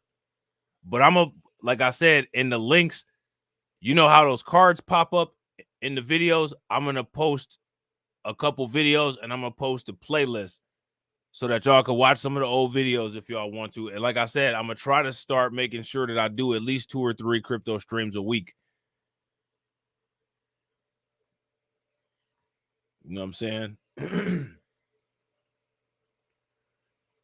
So Bitcoin has surged 26% year to date and is up 126% over the past year. Let me ask you guys a question. How many people 401k is up 126%? If your 401k is up 126% from last year, give me a thumbs up. If it's not, well, then give me a thumbs down. Shout out to Black Spider. What's good with it, Black Spider? So now here it says the rally in Bitcoin could have further room to run after a key technical breakout occurred on Sunday, said Katie Stockton, the founder of Fairlead Strategies. We should check out all these companies that had these experts talking and check out how their portfolios are looking and see exactly what they got going on. See how credible these jokers are. Shout out to my man KO Kid Fit. See how credible these jokers are. What y'all think?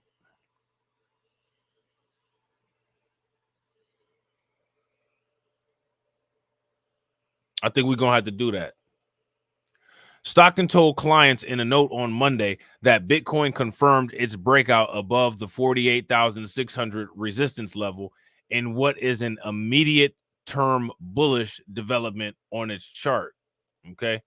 Bitcoin jumped by 3.2% on Monday to $53,393, representing its highest level since November of 2021. So shout out and congratulations to everybody that's a cryptocurrency investor. If you're a Bitcoin holder,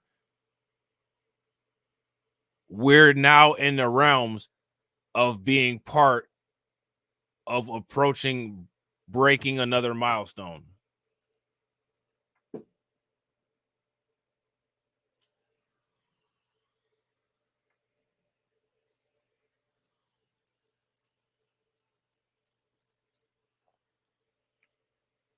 And again, honestly, for real, for like I said, man, shout out to everybody that invests in cryptocurrency.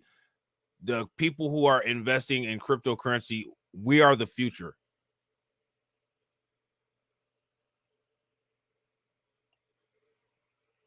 The people that still think that fiat currency is the end all be all, those people are the past. You know what I'm saying? The crypto token is up 26% this year to date and up 26% over the past year. While short-term technical indicators suggest that there could be a period of consolidation in the days ahead, which this is what we were talking about. Where do we think that is going to consolidate to? This is the market correction.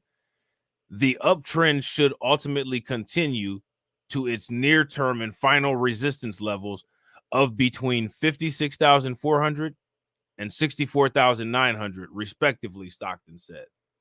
How accurate do you guys think that is?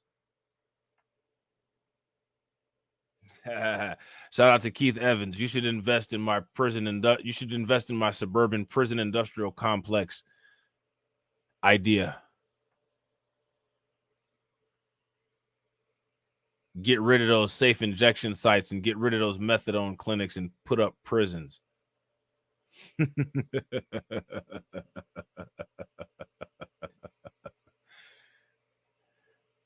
So now here it says Bitcoin has positive long-term momentum per our trend following indicators, and there are no overbought sell signals on the monthly chart, Stockton said in a note last week. A Bitcoin surge to $64,900 would represent a potential upside of 22% from current levels and would put the cryptocurrency just a few $1,000s below its record high of about $69,000 reached in November of 2021. Now, here's my thing. I want to guess, right? And I believe that if cryptocurrency, as of right now, if it's able to hit 65,000, I believe that it'll get pumped to 70,000.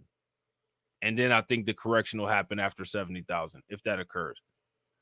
A lot of times with cryptocurrency, what it seems like is that there will be momentum, and then when it approaches a lot of those whales and stuff like that, they just want to get it to that next milestone, so they'll quantitatively ease and manipulate the market with buying and selling those large amounts.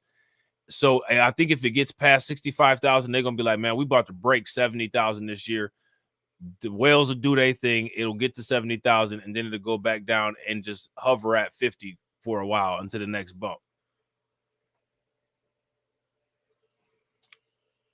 All right, that's what's good. Shout out to Win Loser Rug. Win Loser Rug said that he likes this writer's analysis. All right, that's what's up. Black Lightning said that that's Disney antagonist laughter. That's hilarious.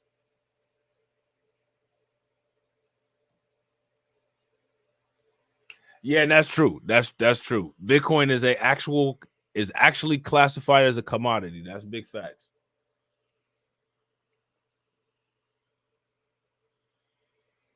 That's big facts. So now here it says recent catalysts affecting the price of Bitcoin include the launch last month of several spot Bitcoin ETFs, which have already attracted billions of dollars in assets. Look at, I mean, like the amount, again, I can't stress this enough. The amount of money generated by and thrown around and the wealth transferred with cryptocurrency just on a day-to-day basis is just mind-blowing. Would you guys agree? Like, people that aren't into cryptocurrency, I don't think that they understand like the implications of the amount of money generated by cryptocurrency and the speed in which that money is generated. I mean, this is like, I mean, you saw what they had for that one investment company. They made $163 million in a day.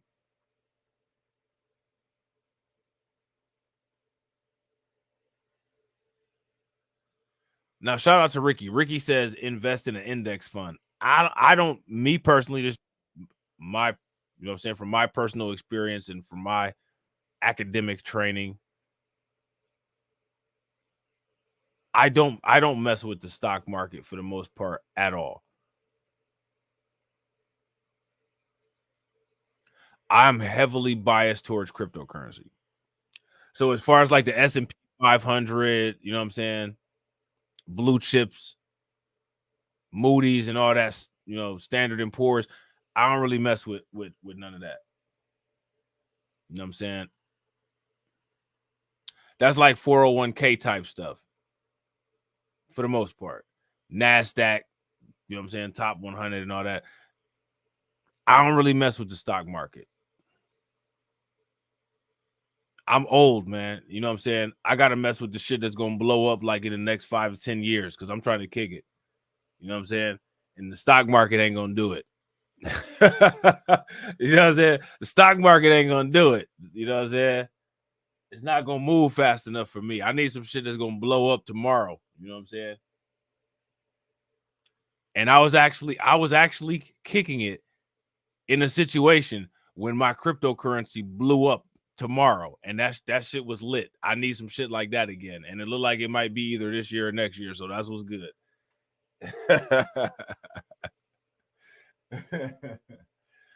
Man, listen.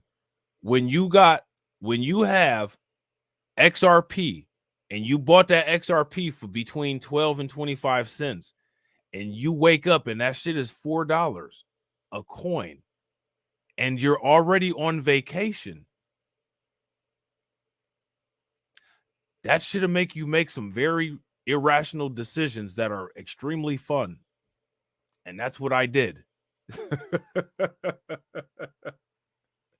You know what I'm saying? Man, I woke up and looked at my cryptocurrency wallet. First and foremost, I almost didn't survive because I almost had a damn heart attack. You know what I'm saying? And then I said, oh, shit. Man, we went down to the hotel lobby. That was that I went down to the hotel lobby, man. I need a bottle. You know what I'm saying? I need the big bottle of Ciroc with the with the aluminum pail.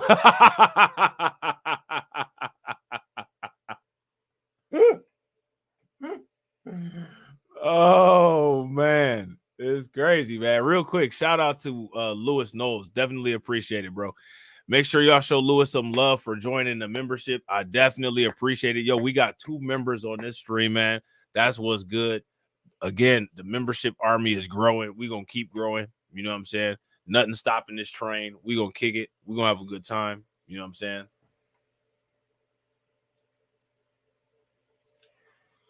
Bro, listen, I've been in this shit since 2017. And you are not lying. That's facts. Listen to Win, Lose, or Rug, y'all. Win, Lose, or Rug said people don't understand by staying consistent with this info for a year or two, you can impact your life for the better. Big impact, bro. Shout out to Carlton. Ciroc on ice, hold the Diddy. Nah, Ciroc on ice minus Diddy. I'm good. Just give me the bottle. Give me the ice. I'm good.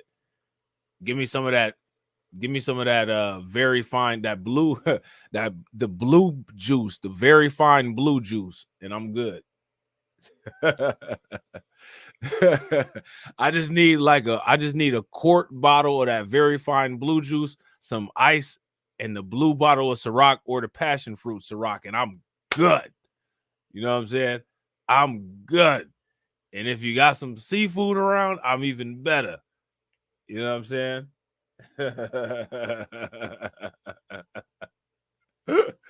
You got some shrimp or some scampies, I'm good.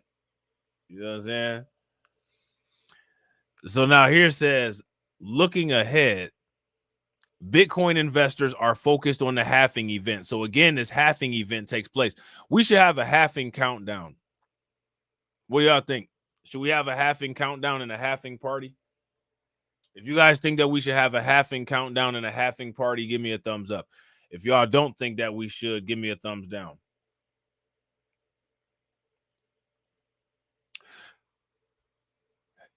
If the halving occurs and Bitcoin does go up the way that they're saying that it will go up, that'll be right in time for me to start phase 1 of my side project that I'm doing.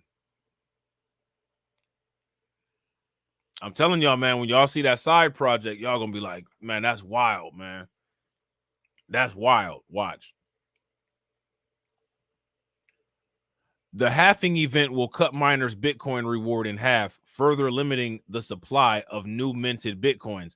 Man, I used to try to set up staking pools with people and mining pools, and like, man, wasn't nobody on it back in the day. Shout out to Brooklyn Queen. What's good with it, Brooklyn Queen? Nobody was on it.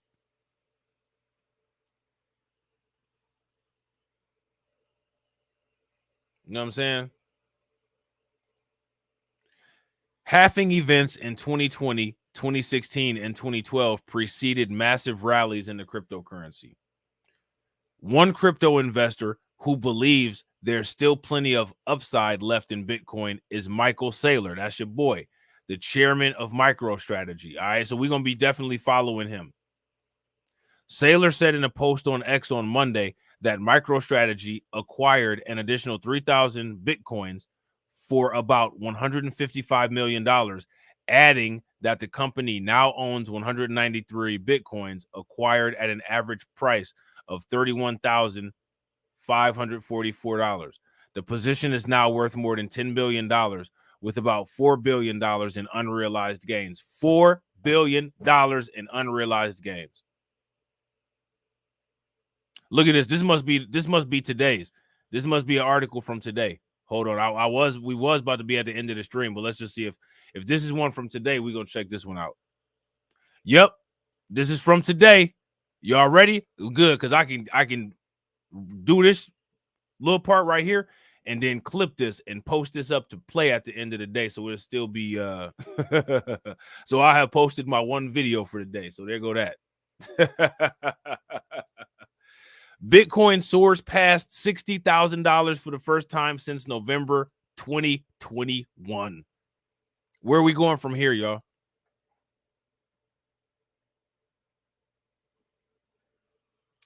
Exactly. Win, lose, or rug. That's all I be saying, bro. If y'all agree with win, lose, or rug, I want people to just admit when they don't want to study something. Don't call it a scam. Just say it's too much for you. Facts. Or just say that you're not interested in it. Listen, you know the new video games? I don't know how to play none of them. But I don't say that they suck because I ain't never played them. I just don't know how to play them. I stopped playing video games with N64. That's how old I am. You know what I'm saying? My video game days ended with Star Fox and shit like that. What else? Siphon Filter, PlayStation, and that's it. I don't even know how to mess with any of them other video games. Now they got the shit with the computer, Xbox and all that. You know what I'm saying? PlayStation 10, I don't know none of that. The kids be playing the weird stuff on the phone, Roblox and all. I don't know what's going on with that. Then they was playing that one weird ass game, what was it called? Among Us or something like that. I don't know none of that. I don't know how to deal with none of that shit. You know what I'm saying? But that don't mean that it's not any good though. I just don't know how to play it. I'm that phase of my life is over. Now I'm playing the real video game. The real video game is Get Rich or Die Trying, not featuring 50 Cent. You know what I'm saying? So I'm invested in that. I ain't got time for that other shit. You know what I'm saying? I'm playing that real shit, that real game called Get Rich or Die Trying, where like you only get one man. You know what I'm saying? you only get one credit. You know what I'm saying?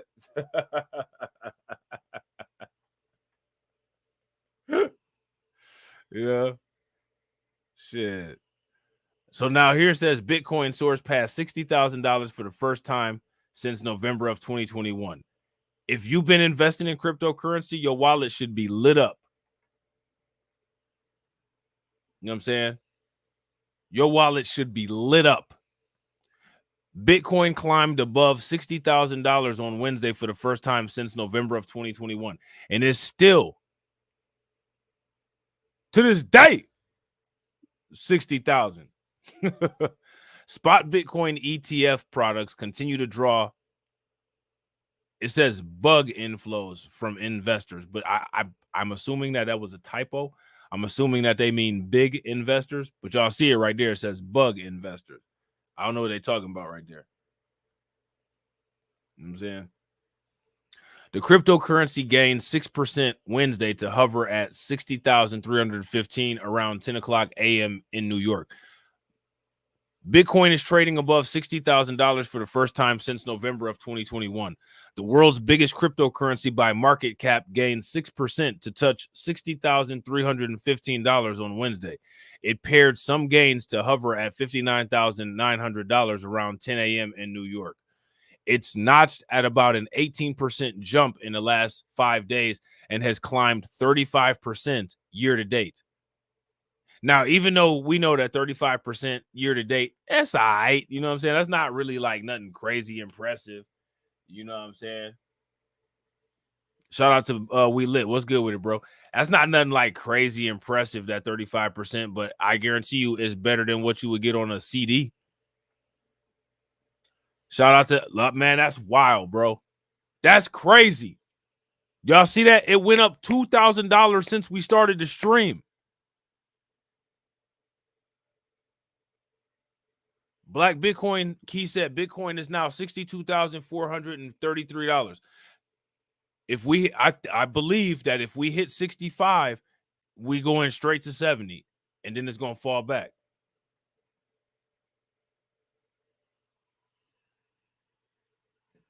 You know what I'm saying? It feels like the global financial world has started to understand what the asset is and why it is important for them to own it. I wouldn't necessarily say the global financial world has started to understand. There's still some people that are kind of lagging. Would you guys agree? I wouldn't say that the global community understands. I think there's still a sector of people that kind of either are just refusing to see the obvious or just don't want to see the obvious, or I don't know what I don't know what their problem is, but everybody ain't on the same page with this shit. I just put it like that. Facts, L12. If you guys agree with L12, give me a thumbs up. If y'all disagree, then give me a thumbs down. L12 said nothing moves like Bitcoin. Facts. There's two things that move great: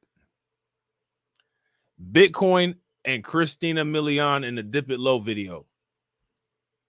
Would y'all agree? If y'all agree with that, give me a thumbs up. If y'all disagree, give me a thumbs down. Those are two things that move really nicely.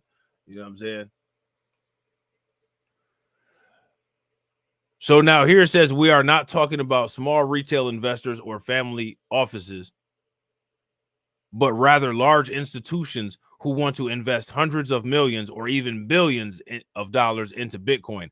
That's huge, because what that's going to do is that's going to standardize Bitcoin and increase adoption, which is going to increase liquidity, which is going to increase ease of access, which is going to increase value.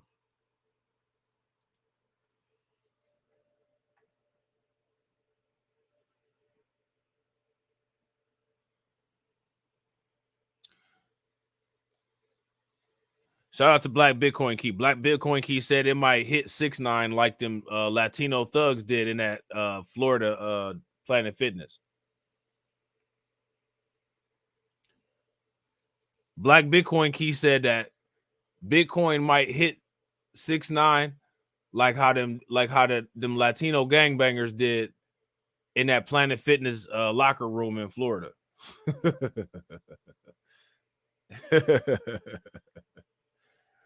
Oh man, they hit him good, didn't they? They had him all swole up. He's still talking shit. The Securities and Exchange Commission approved 11 ETFs in January from household names including BlackRock, Fidelity, and ARK Invest. I never heard of ARK Invest.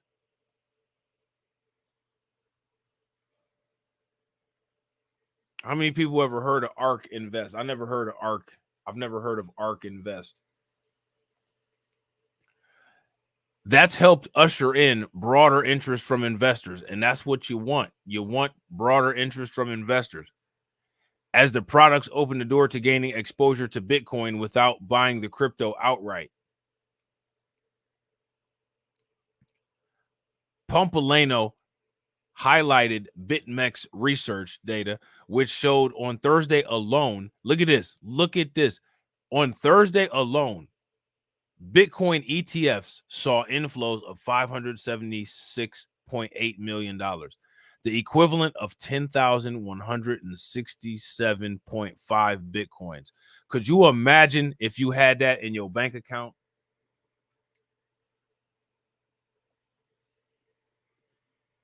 We got to make sure that we all get this in our bank account.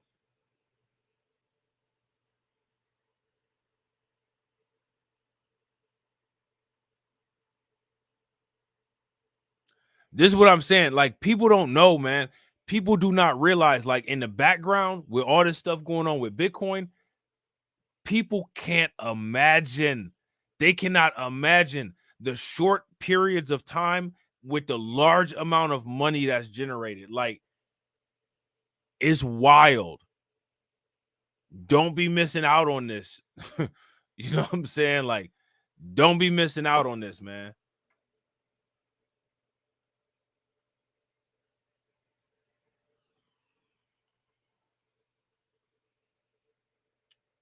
Do not miss out on Bitcoin. Do not miss out on cryptocurrency. Shout out to Keith Evans. Keith Evans said, when y'all moonshot, I'll see you in Canada in my bunker. Listen, bro. Listen.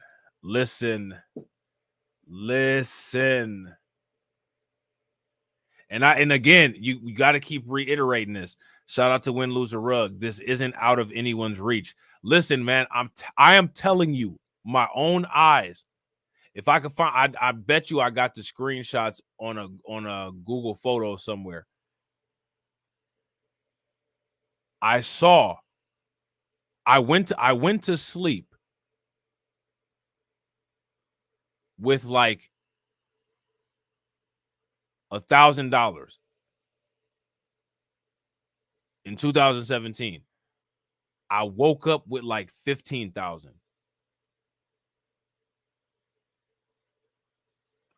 I'm telling you, that shit is real. You know what I'm saying? Shout out to Kip Doctor.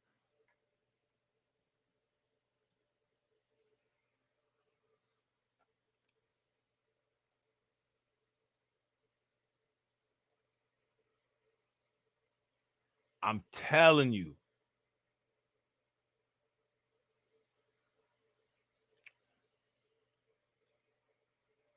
Now, the thing is shout out to Black Bitcoin Key. I think Black Bitcoin Key might be talking about like specifically Bitcoin. But like I said, to me, I think that there's still like opportunities for some big sudden gains with like Solana. Man, I woke up and I had 14K, bro. I'm telling you. But that was just in XRP that I had the 14K in. Shit, I had man. Listen, man. Listen. I'm going to tell y'all some crazy shit. How many people know about this token called BNB? If y'all know about BNB, the Binance coin, give me a thumbs up. If y'all don't know about the Binance coin, give me a thumbs down. Listen, look, I need somebody in the comment section to tell me the price of BNB, Binance coin. Tell me the price of BNB in 2017. Tell me the price of it today.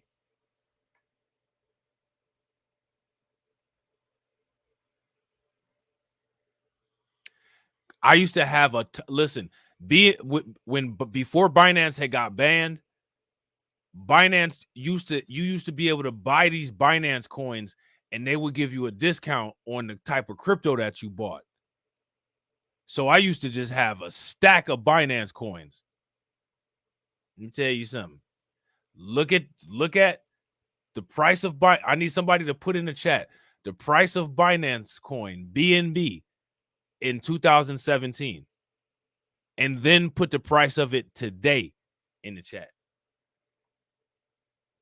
Right? Yeah. Look at shout out to DC Precise. That DC Precise said it went up from $1 to like $400, and I had it when it was like 75 cents.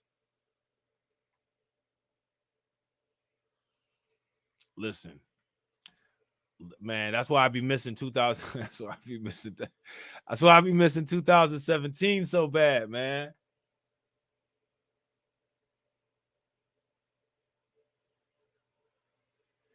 Yeah, bro. BNB used to be like under $1, bro. It used to be under $1. I remember that shit.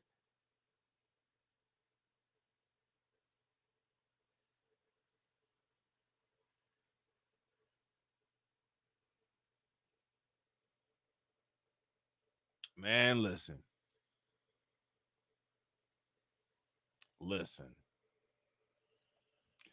Other industry experts have predicted Bitcoin could breach the six-figure mark thanks to the momentum from the ETFs as well as the halving event, which is expected to happen in April.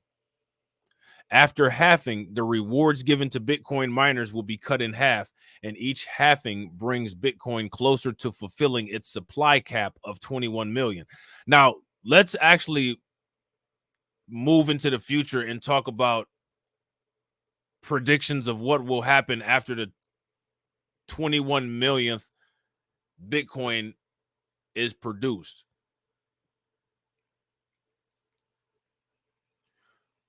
What do you all think will happen to the price of Bitcoin when there's no more Bitcoin to mine?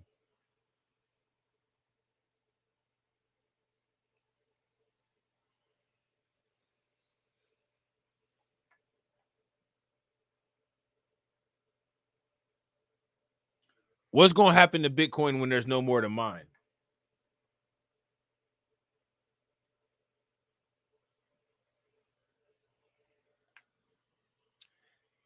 This happens about every 4 years, and the final halving is expected to occur in 2140. Now, there's two things that we need to do.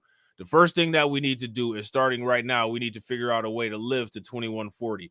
And if we can't figure out a way to live to 2140, we need to figure out a succession plan to make sure that our children have access to our cryptocurrency wallets so that they can preserve and make sure that they have all of that cryptocurrency when the last cryptocurrency is mined, because that'll be a massive wealth transfer. Would you guys agree? If you guys agree, give me a thumbs up. If you guys disagree, give me a thumbs down. Yeah, facts. Shout out to DC Precise. All of the scragglers will be fighting over single Satoshis.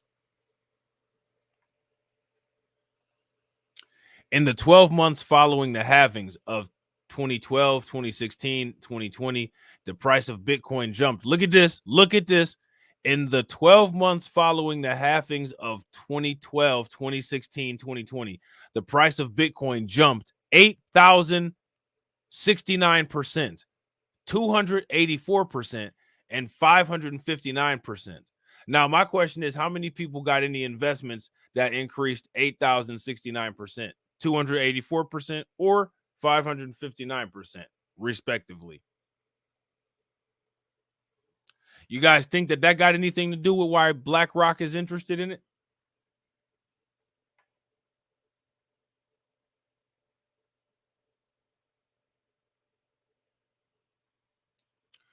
If y'all think that that's why BlackRock is interested in it, give me a thumbs up. If y'all don't think that's why BlackRock is interested in it, give me a thumbs down. Now, here go my question. This is the question that AB Promotions been asking. We're gonna put the off code hour on AB Promotions, and we're gonna blame it on Carlton Way too. Why are people facing a wealth gap in 2023 not focused on maximizing their Bitcoin holdings by 2140?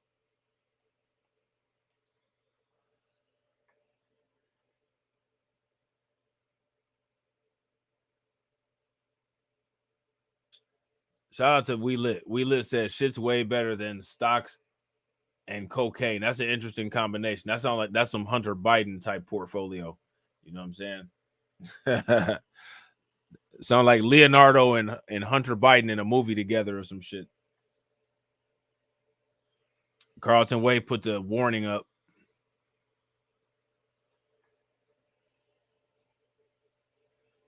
The off code hour. So we gotta ask that question. You know what I'm saying? Why are people that are facing a zero median wealth in 2053 not assessing the impact of possibly maximizing their Bitcoin holding by 2140? Why do you think that is?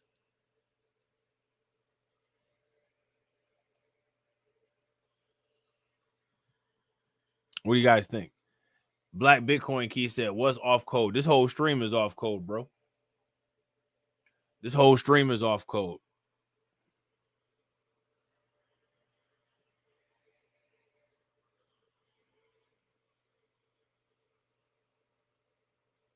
You know we ain't supposed to be talking about cryptocurrency. That's outlawed. But I'm an outlaw and I break laws, so I don't care. What was that song that Capone and Noriega said? We hate the law, so we break it. Loyal to this life. AB Promotions, you know what I'm talking about. We hate the law, so we break it. Loyal to this life. From the CNN out from the War Report album. I agree. See, I agree. You know what I'm saying? But I ain't nobody. I'm just a YouTuber with a dying YouTube channel. You know what I'm saying? I can't even get 100 people watching my shit live consistently. That's all I am. So, you know what I'm saying? You know. You know what I'm saying? That's all I am. You know what I'm saying? You know what I'm saying? That's it. You know, it's all about subscriber supremacy on YouTube and shit. You know what I'm saying? And you know what they say on YouTube? If you don't have over 10,000 subscribers and if you don't have 100 people watching you live, then you ain't shit. You know what I'm saying?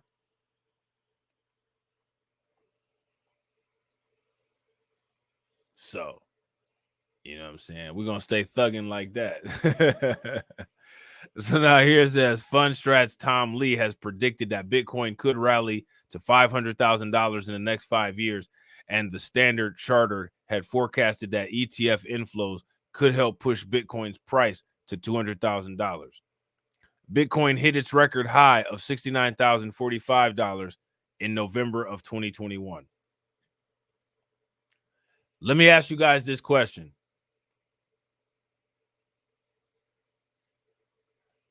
Will we hit $70,000 this month?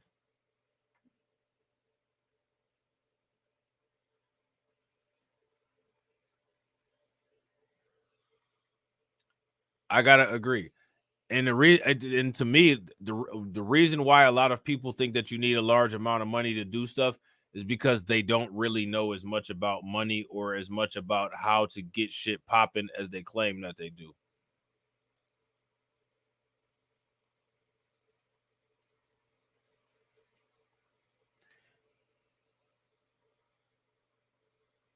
Anybody that's ever been to college, and this isn't an education that you get from the college. This is just the education that you get from getting by. Listen, man, you can have a party with $10. You could party with $5, and then you can feed yourself for the rest of the week with $5. You know what I'm saying? If anybody that lived that dorm life know exactly what I'm talking about. You might have $10 on Monday. You can kick it if you actually if you actually know like how to get around. You can kick it and have a good time with $5 and feed yourself with $5 until, you know what I'm saying, your meal card re-up or whatever. You know what I'm saying? Or until they deposit your book money on there and you go sell some books and spend that money on some shit you ain't supposed to. But it's ways.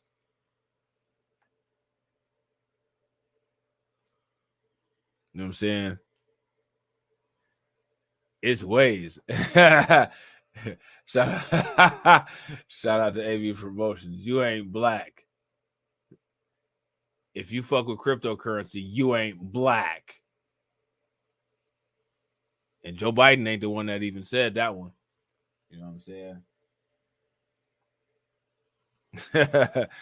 Joe Biden ain't even the cat that said that one. You know what I'm saying? But it is what it is. So, ladies and gentlemen, the plan is to come back with some more content later on. We'll see. Hopefully I do. Hopefully I wake up. If I don't, then y'all know we'll be back tomorrow. All right. But let me know in the comment section what y'all think about the crypto streams. Make sure y'all check out some of the old ones too. Like I said, I'm going to put it in the pop-out cards. Y'all will see it. So I'm going to shout out the stream sponsors and the new members. Make sure y'all show them some love. We got Keith Evans. Welcome to the membership. Make sure y'all show him some love. We got Miss Nisi with the $10 super chat. Make sure y'all show Miss Nisi some love. She's been killing it on the support lately. Definitely appreciate it. Shout out to AB Promotions with the $1.99 super chat. Definitely appreciate it. Shout out to the 6'4" with the $10 super chat. Definitely appreciate it. And shout out to Lewis Knowles for becoming a member. Definitely appreciate it. If it's other cryptocurrency that y'all interested in, Solana, Ethereum, Cardano, whatever, in the comment section, make sure y'all let me know. If y'all not subscribed to the Discord, take a moment. Make sure y'all hit that link that's in the chat. Join the Discord. Make sure that you subscribe to all of my other channels. All right. I appreciate you guys. Hopefully we'll be back. And as always, ladies and gentlemen,